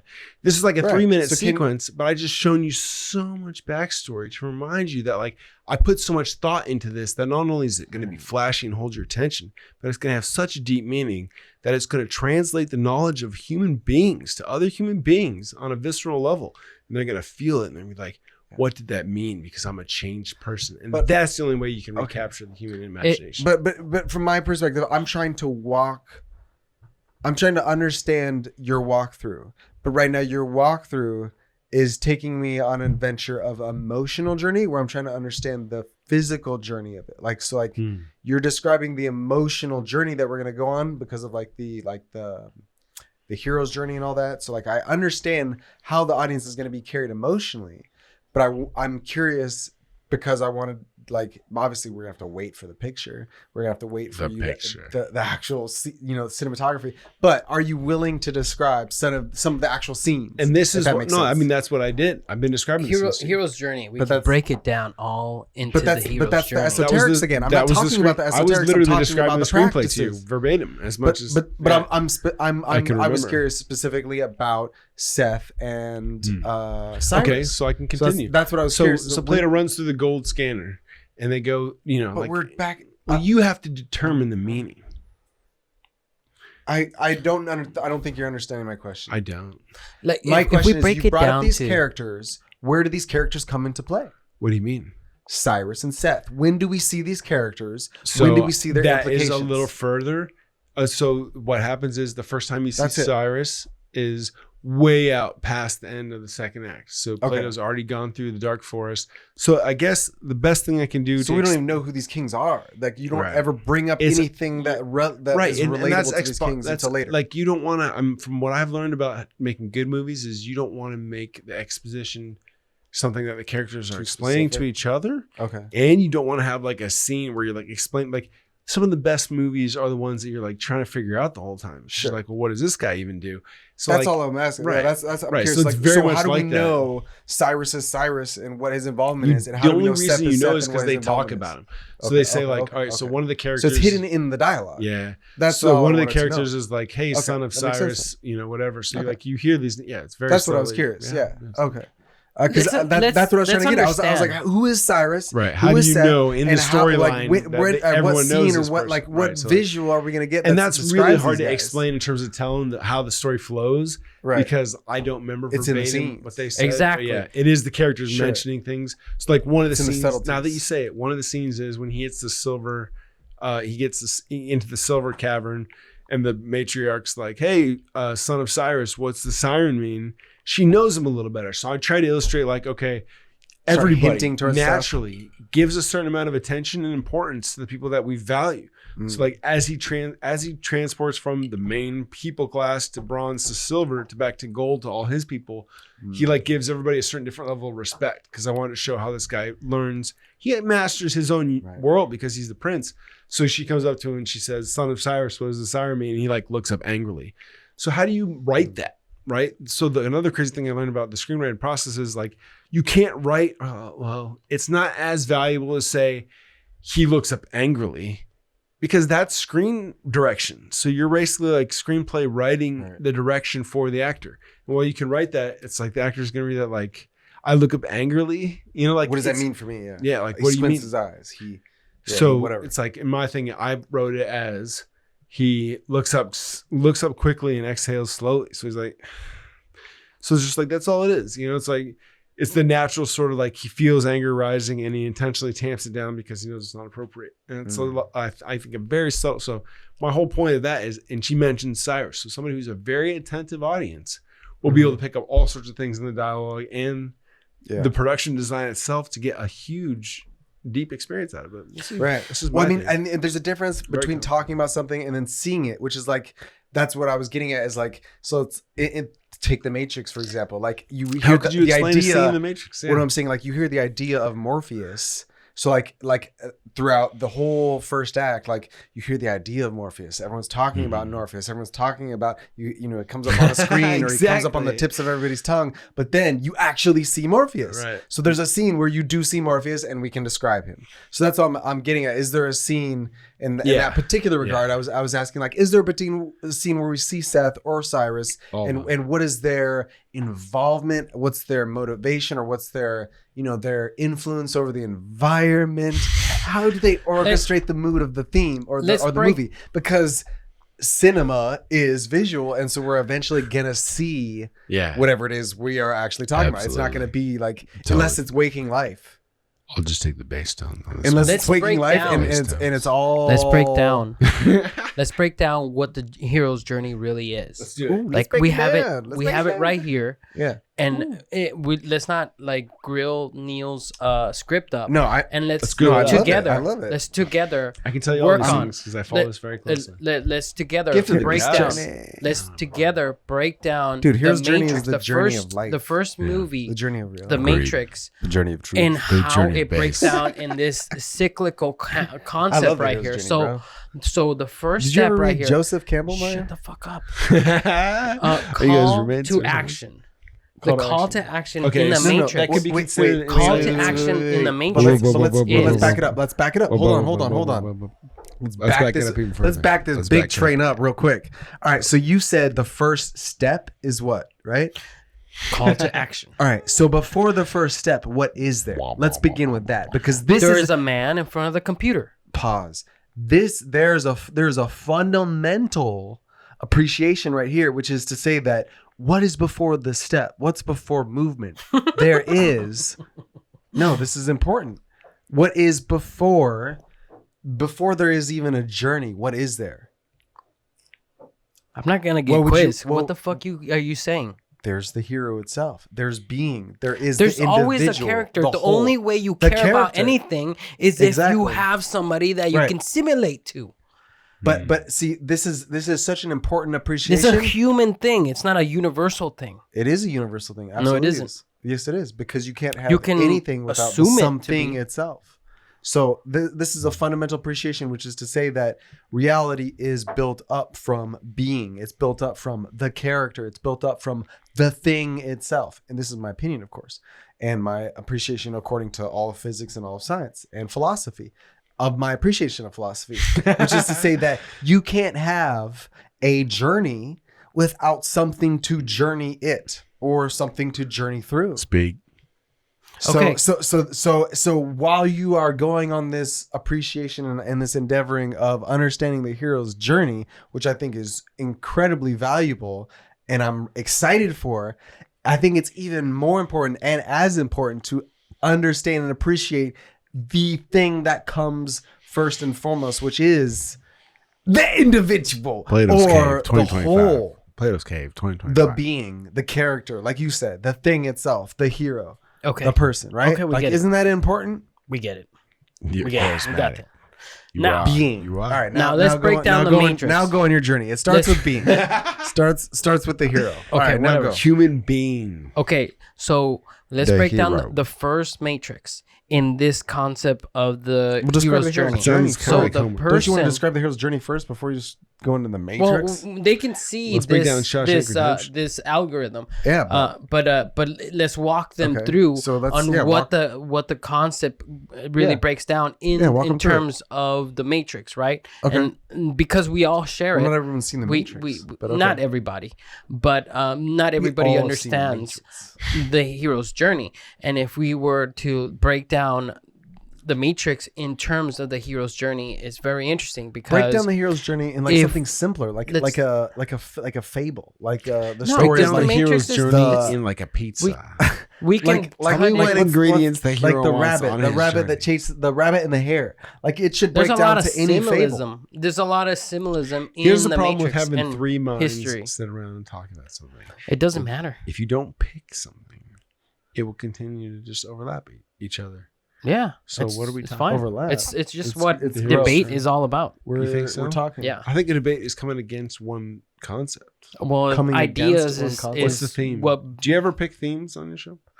we could. Yeah, you want to do a theme? We've already been doing it for like 3 hours, so Yeah. the theme is. This already is present. this is a theme right here. I'm on mushrooms. This is a, and this is in the a way- journey of the hero, baby. Welcome to the dark night. Yeah, every time you yell in the mic, it's so annoying. dark night. So Yeah. call to Here's action. Yeah. So I'm ready. who? Let me ask you, because Okay. you want to talk all the time. What Let me is just the? let me just steal the camera and say I brought up my crazy ideas to some of my coworkers, and they were like, "Hey, you may be able to do that if you didn't like go crazy on it." And I was like, "No, I need $100 million, and I also want to be the writer director." And they're like, "You're an idiot for even attempting that." And I was like, "That's the level of goal I'm going for. I want you to think I'm stupid, so that way if it happens, you can't understand it." Yeah, right. Yeah. That's what's up. Yeah. I love it. What would you Okay. say, Grant? What? Would be the call to action in the Matrix? In the Matrix, the call to action. So in that you'd have to first articulate who the hero is. So if Don't the- even go there. We all know what the hero is. It's Keanu Reeves. That's for sure. Well, every character is the hero, but I'll go with you on that and say that if we're appreciating Keanu Reeves as the hero, his call to action would be What? He is the when hero. he gets the text on his screen when he is Do you sitting agree? there, because No. that's the first Oh, okay. that's the first moment where his normal life is shifted to a different paradigm. Right. And that is him when he is incited to Don't go too far see forward. reality in a different way. Right. So that's the first call Don't to dig action. into it But too that's much. not the biggest inciting incident, but that is Right. the first. Right. Why do you disagree? I agree. Actually, But I will say, there are Actually, layers never to the mind. inciting incident because you have to define the inciting incident. So like That's the that's first why thing. I did the siren right at the beginning because I want it to be like where it captures your attention, and that is what the movie does, right? That whole first scene with Trinity fighting the agent is like it captures your attention because it's action right away. It's like there's a seedy hotel, so like, Well, before that, I agree with him, but what made the call to action so interesting is that Keanu Reeves resisted it. He said, "What the fuck? Who's calling me? It's telling me to go to this place. What the fuck? I'm not gonna just go It is there." the But there's a different Yeah, call. he's denying it constantly until he gets captured by the agents. or he Remember? denies it jumping off the side. So here's or the thing: whatever. is you touched on something 'Cause which is went He out on the denies it. fucking He building. resists The- the, the- call really to does. action. But here's the thing: the call to action is always happening, and I think that's what a great movie does. What? Which is What do you that mean by a that? good movie says that the call to action is always happening. So like the first call to action is him looking at the screen. He could just typed away on his computer and shut off the screen. Like, close broken. Like, But yeah, he exactly. So didn't. like so that's a call to action to accept the letters themselves and to He even couldn't- read it. So that's he the first call couldn't to action. decipher it. But then all I'm saying is that was a call to action. That was him choosing to read it. And then another call to action is when he took the phone and even answered the call from Morpheus when He he listened. listened to anything Morpheus He said. listened. When he then he decided to didn't listen. do or not do anything with Agent Smith. That is another call to action. When he didn't get in the cab or got in the cab with Trinity, when he did or didn't allow Homegirl to suck the thing out of him. Yeah. These are all call to actions. When he took the pill for Well, Morpheus is the call to not action necessarily. for the movie. Not necessarily. So that is the inciting You incident. have to define what you mean by call to action. This is what I'm getting at, is that the whole movie is a series of call to actions, but the call to action for specifically Matrix 1 and as far as act structure, I would argue is when he takes the pill. So when he takes the pill is the actual call to action when he chooses between entering into, because this means he's entering into the second act. But that's what I was going to say. But it's also That's, like that's you have to further ask down. yourself- That's further down. Okay, so inciting call to action Take should a be piss again. red Give me a pill. second. Well, let's just get. Let's just go. He's got to take a piss. Yeah. Sponsored by shrooms. Go get them. It's Chino, what was you're not wrong. You're not wrong. Because in reality, it's like fucking the call to action. Where do you draw that line, right? It's like, is the call to action when he decided to wrap that fast rope line around his arm to save Trinity as the helicopter fell across when Morpheus jumped up? Who knows? I believe it is the first act. You have to say, okay, in terms of the inciting incident is the thing that calls him to action. But the denial is important too. I don't think I've written that quite well. the denial? The refusal of the call. The refusal of the call. I don't think it's yes. I definitely. All right, yeah. When does he do that in the Matrix? Oh, right, the first part. Yes, and Right, with the the cell refusal. phone and Right, yeah. Only Yeah, because when that is the call, huh? Mhm. That's a And good almost point. hopping out of when the parasite got taken out of his stomach. It was only, Right. Yeah. Yeah, he keeps almost got out resisting. again. Huh? That's true. Mhm. That's true. I never I thought don't about have that. Yeah, Plato the nearly refusal doing of the that call is interesting. So Yes. call to an adventure. But I have different elements that I'm trying to portray. supernatural Okay. aid. Sorry. I went and got batteries instead of took a piss when I went Didn't take a earlier. piss? I didn't take a piss. Oh, so I was earlier. Yeah, Now earlier. you took a piss. Yeah, yeah, yeah. Afraid to take a So piss. okay. There's- Sorry. So call to action. Let's go with Grant's first impression is when the text come on the screen and they tell him, hey, Yeah, I do agree with that. blah blah blah. No. Inciting incident. Call to action is the red pill. Well, let's Because look at the that's when next he one. had to make a choice. At Let's- first, he was being propelled by his curiosity. Call to adventure. Call to adventure. That's what I'm trying to Different- get to. different- The very terms. first thing, yeah. Yeah. So like Call the to next adventure. thing is the supernatural aid. So the supernatural aid is Morpheus calling him, that's trying to the White save him. Rabbit. That's Trinity. Trinity's the supernatural aid because the White Rabbit takes him to the club where he meets Trinity. Yeah, but If you're trying to Trinity is not somebody that puts him in the car. What puts him in Yeah, the she car? is. What puts him in the car is knowing that he got captured by Agent Smith, and something happened, and the fucking thing went in his belly. Or I've never even seen this like this before, but I've yeah, never what do you think even the seen The supernatural aid Matrix. is? it's Supernatural aid Morpheus. Morpheus. Or it's Trinity taking the thing out of his fucking. It's like it's fucking real. Oh my god! Because he woke up. Trinity he is woke the up, supernatural. but not necessarily because it is Trinity. Look, because here's the Trinity. problem. You've already Has to be created an example, and you're trying to use a movie to fill these things. From what I've learned is it's actually the opposite. You take multiple templates and multiple examples, and you cross combine them. And that's exactly what the Matrix did. It created this tapestry of meaning that then you can read in whatever you want to, kind of like a horoscope. You will accomplish great things today. That means a lot of things. If a guy that's like fucking gangster fucking drug dealer wakes up and reads his horoscope because he believes it, and it's like, you will accomplish great things today. Like, yeah. And he goes out and kills 18 people because he's a gangbanger. Or a nurse that wakes up and reads the same horoscope and is like, saves 18 people, you know? Point is you're reading into this very limited idea, which is The Hero's Journey by Joseph Campbell.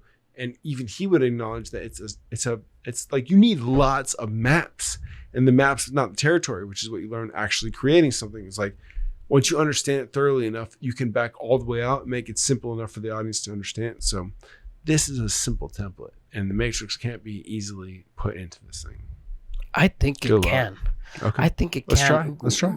Reason why is because there are How different about opinions. you? Okay, then how about you read through it and you mention all the elements you remember from the film that match those things. We'll just take turns. Well, if we go through the whole thing, then I And think we won't argue about it. You just read it. you want to eliminate the argument. I see. Well, I just want to see what you understand as this thing, because if you're going to take this very complex idea, which is the Matrix, clearly not on any path. These directors, the Wachowski siblings, went from being men, cis men, to trans women. They were barely men. You ever seen them?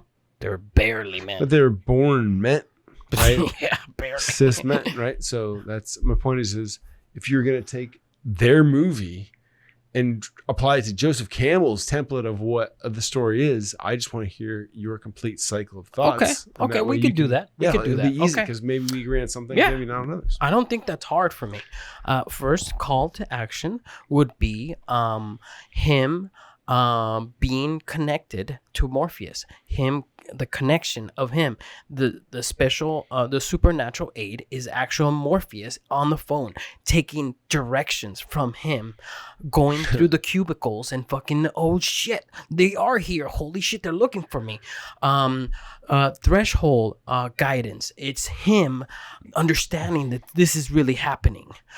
Threshold beginning of transformation is him getting to the edge of the building and getting scared and dropping the phone and knowing that he needs to get past this little corner to get away from Agent Smith. Help and motion. Help, I would push it forward to him getting captured. Him getting captured and putting that thing in his belly button, right? And then he wakes up and he thinks that didn't happen. It must have been a dream. So he's going throughout his day, and then he gets captured by Trinity in the car, and they put the thing in the You're device. just describing the movie now versus like focusing on specific words. Okay, you're gonna want to debate with me, We'll just or let are you him gonna get- want let him me get to all the way get through through. Let him the get all whole the way thing? through. Let me Well, get you're through the not whole getting thing. through the whole thing. You're just describing. I'm the following movie. it. I'm following it. I'm Just let like him get all I'm the way saying through. I'm saying as far as like talking about specific points. So what is the supernatural aid? You said it was Morpheus. Threshold Guardian. I'm just keeping you on track. Threshold Guardian is what? Threshold Garden? Yeah, because we're talking about the hero's journey, right? So what is Guidance. Guardians. Threshold Guardian? Guardian. Threshold Guardian is Yeah. Morpheus. It's No, him. Guardian.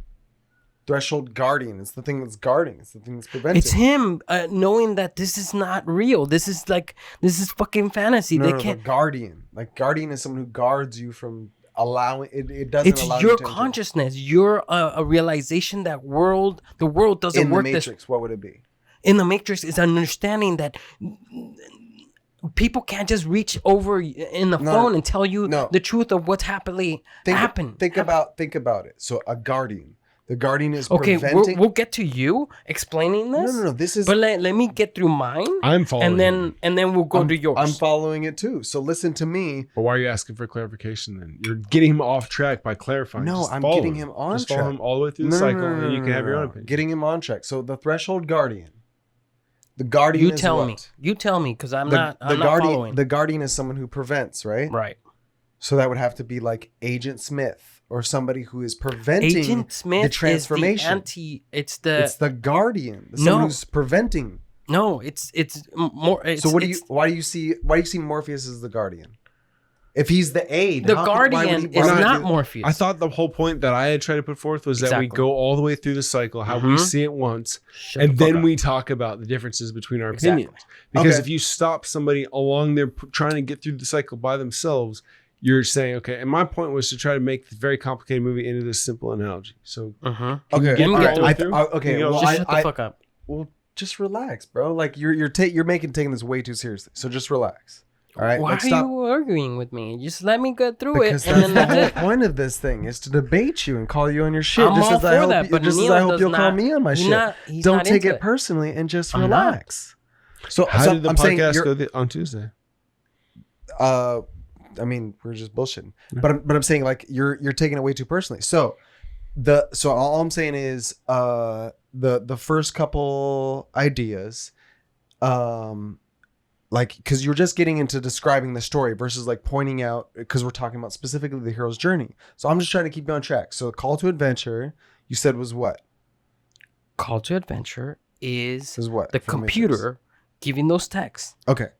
And what's the supernatural aid is Morpheus? It's Morpheus on the phone. Okay. Threshold to guide Guardian him. is what? Threshold Guardian is him knowing that Part this of the Morpheus. part of the flow of him Hold on. expressing his cycle is I'm not just having you guide him specifically so he can wander. Well, You just I got to don't let go understand of the that. reins enough to let him get through. Well, a cycle. I appreciate that idea, but I'm still trying to follow him. You still want, yeah. if so- you so- if you so- get lost, it doesn't matter. I'm just. if you get I'm lost, it just trying to doesn't keep matter the audience because because I'm when also, we hear I'm also yours, expressing from the perspective of the audience, which is to say that like I'm your audience, right? as well as everybody is your audience. People are So- gonna get lost anyways. Okay, well, so allow let's me, just allow them to get well, lost. as your guest, allow me to follow you rather than you to ramble. So, do I get the privilege of allowing to follow you? So, next is Threshold Guardian. What is that? It's Keanu Reeves knowing that this is reality Okay. and this is not the Matrix and it's not this like grandiose kind of otherworld kind of concept, and he needs to just do his job and keep to it. Okay. And if his boss calls him to a meeting, he goes and does the meeting. It's not a big deal. That's the Guardian. Is himself keeping himself on check. Is how I see it. Okay. And the Threshold. is Threshold. of The transformation? beginning is him on the edge of the building, Okay. taking guidance from Morpheus, walking him through this. He's scared. He doesn't know what the fuck to do. He doesn't want to get past this point because it's too scary. So he gets captured by Agent Smith. Okay. He puts that device in his belly button. He wakes up not knowing that this is it actually happened. The mentor is Trinity, getting him in the car and taking that device out of his belly button. And then him realizing, oh shit, this is actually real.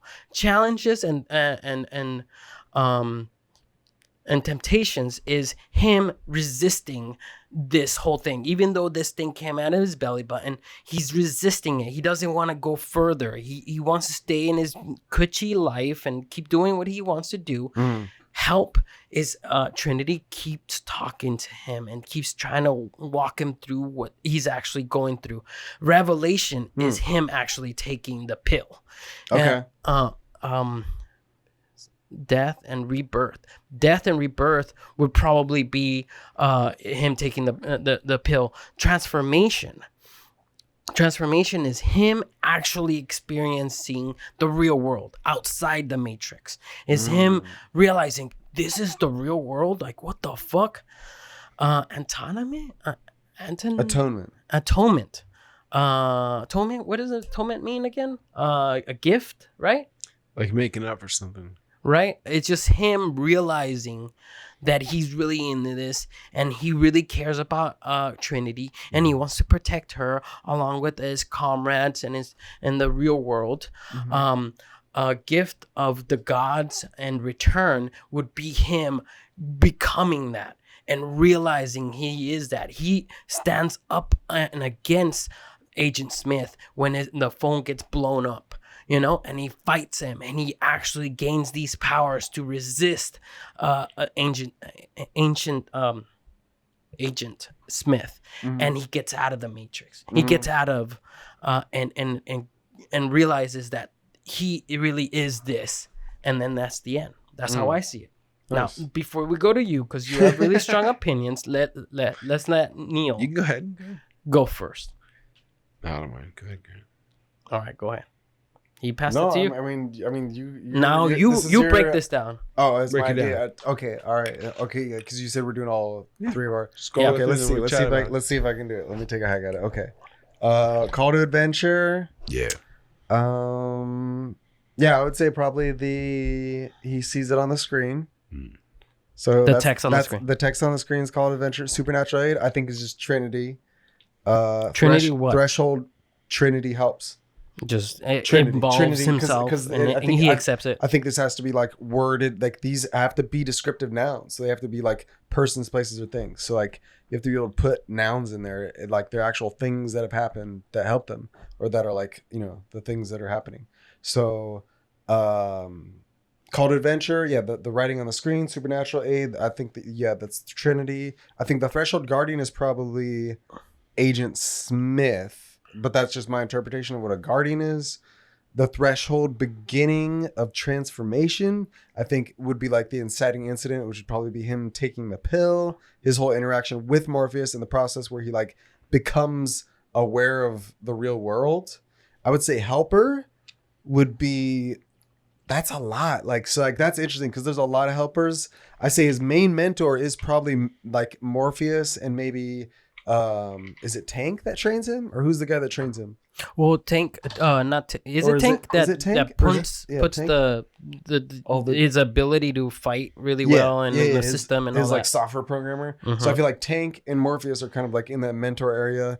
But I mean, like all the people, helper can be so broad. So like helper, really, there's a lot of helpers. But in a way, you can even write the antagonistic characters as helpers in a way, because they But you learn gotta from pick. them. You got to pick. But That's the point. the It's a helper simplistic model. is let's see, the person that I think like, it's if Trinity. if you had to write it as like a unique character, because you'd want to keep it separate from the other characters, maybe.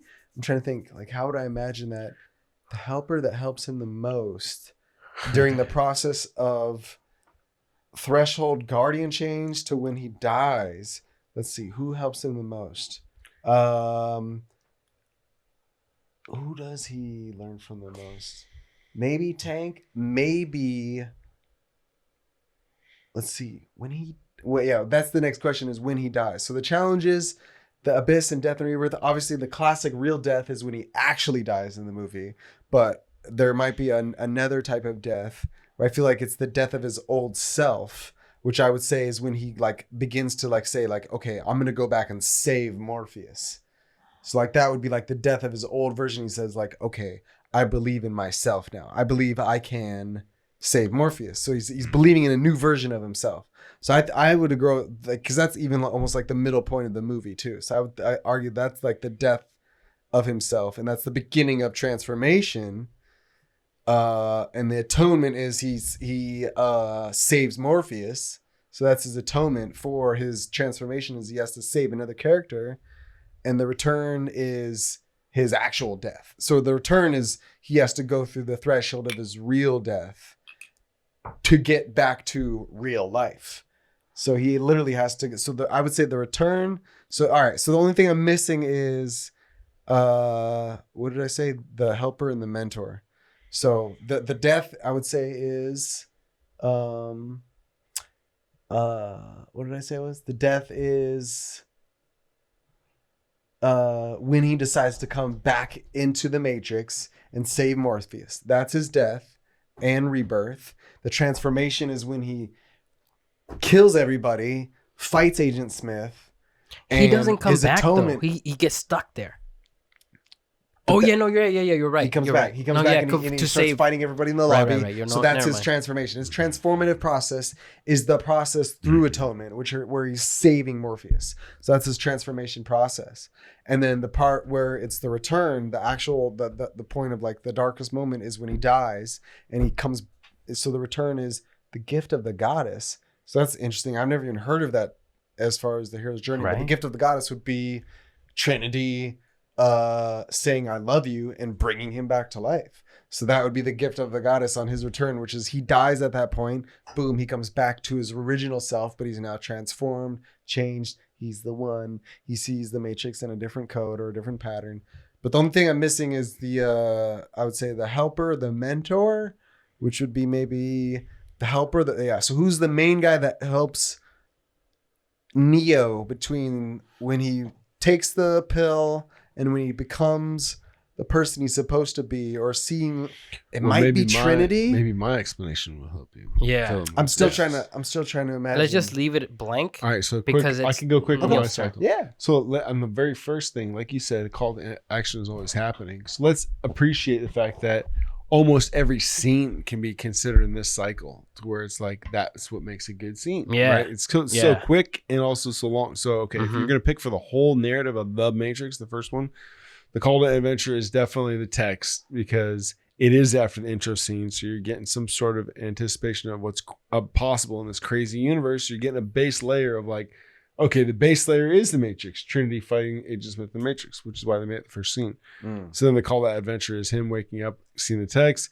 The supernatural aid is, let's see, if he's in the Matrix, that's definitely, in my mind, Trinity coming to meet him at the club. So yeah, like Morpheus, whoever put the code in the computer, made it to where he followed the White Rabbit because he knew that's where Trinity would be able to meet him. So she's a supernatural aid because she's telling him like, look, you're asleep. The Threshold Guardians are her whole clique. And also Agent Smith, I like Trinity's that as clique? yeah, like Threshold Who's their Guardians clique? are Morpheus and Epoch. Oh, okay. And who's the blonde chick? Oh, interesting. I never thought of it like that. They're That's a the cool- Threshold Guardians because they're literally guarding the gold or the mirror, you know. But I like that Agent that's a Smith is cool too idea. because that's important. Well, it was his Oh, idea. interesting. Yeah. Oh, was it? Yeah, no, I Agent came up Smith with was Agent his Smith, idea. But no, I like that approach too. I never thought about it like So that. the beginning of They're transformation Guardians. is that too, because they're taking out of that bug out of him and they're allowing him to pass through. So Morpheus is that. Whoa. Now here's my interpretation for this: the helpers could be more That's than one different. person because it's at Oh, two yeah. places. Yeah. So the first helper in my mind is definitely Trinity Mm-hmm. Yeah. me because too. she's like, okay, trust me. On the second, You part- got to just believe that I'm not fucking with you. Like, you know, he believes that this random person came out of nowhere, which stems to really the narrative of the whole Matrix trilogy, which is his loneliness. And I see that in the Wachowski siblings, to where like their deep loneliness is what is communicated in that movie, to where like Neo is this very alone character. And she's like, look, just trust me. This isn't real life. And he does. So anyways, Threshold, beginning of transformation, when he goes through Red Pill. Helper, the first time is Trinity. Mentor is definitely Morpheus. He's like, look, Yes. you're way better than this. Mhm. Tank, yeah, for sure, supporting character. Challenges and temptations are everything leading up to where he goes back in to save Morpheus with the machine gun scene. Wait, who did you say mentor was? Definitely Morpheus. Morpheus, for sure. Morpheus for the second part? Tank to a mentor? lesser degree.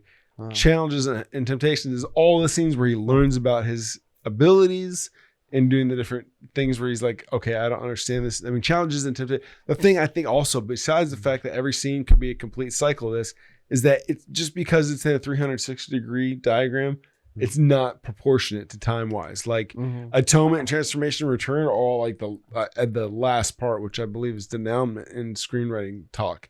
So it's the last part in my mind. So that last part takes like an eighth or a tenth of the whole thing.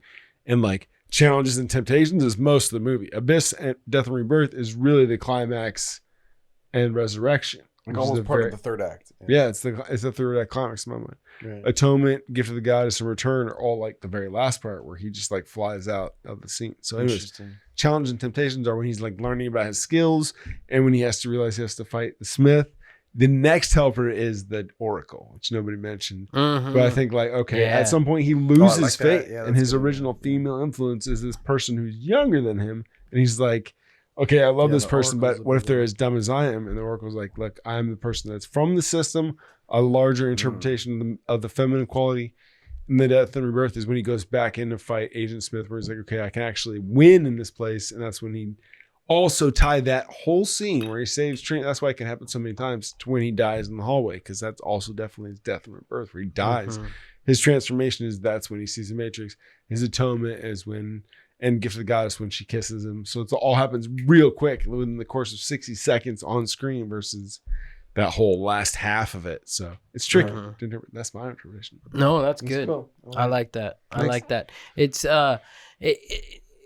it needs to be simple for anybody to really grasp the idea. If you make it too complicated and you add too much color, people are like, it's all blending together. And I like this concept that that whoever designed this was really good. Nice diagram always helps. Just hearing you guys' ideas and how you guys kind of break it down, I see it in a different way, in some way, because you could use these different helpers to influence the character to develop themselves to the death and rebirth concept, you know?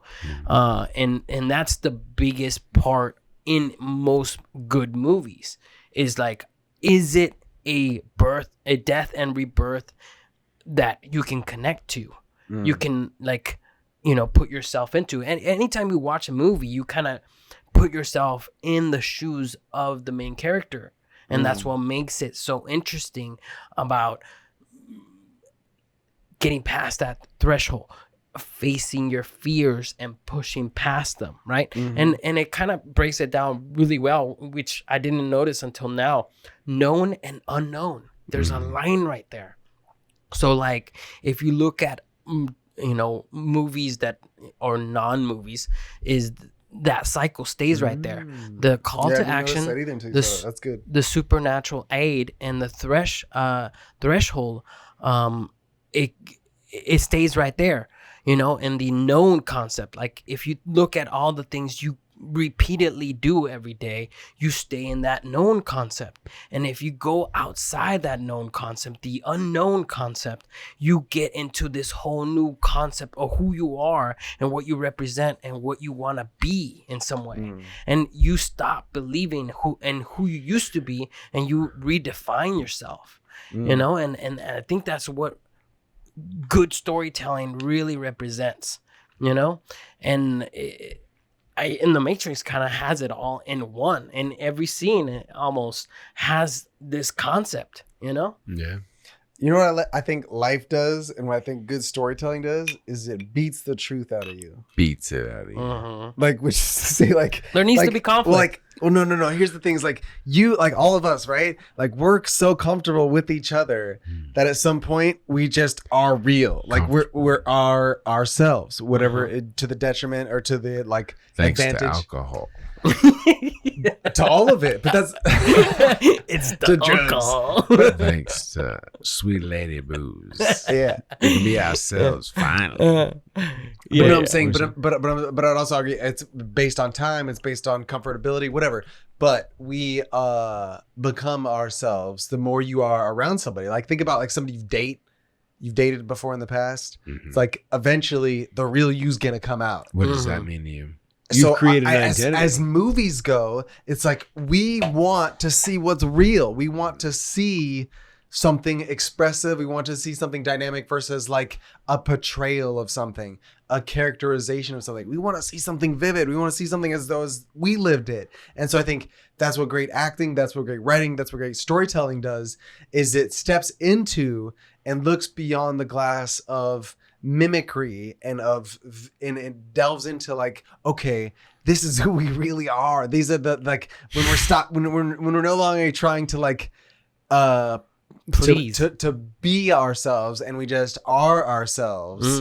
It's like, that's when we step into real acting, real writing. That's the beauty of the real actual art. filmmaking process. It's like, okay, so I have And all it's fun. It is. So I love it. Yeah. So me too. I have all these crazy imaginations of, like, what it could be, but I know it's not going to be those things in the end, you know? And, like, that's the part where you talked about originally, which is, like, letting go and letting that collaboration become something greater than the sum of its parts is tricky as an auteur, because if you don't do it and understand the business side of it, not only will your movie not get made, but it'll be so constricted by your own personal vision that it's not as important as if everybody interpreted it the way that it's like.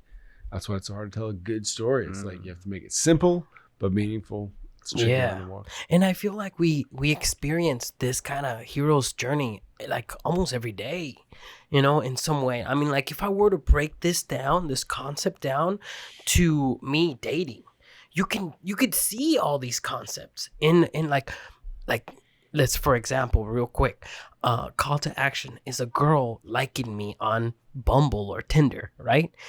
Supernatural aid is knowing all the history and all the attempts of trying to get a girl out and not being able to. So the supernatural aid is my own knowledge that I failed so much, so I need to keep trying. I need to keep pushing that.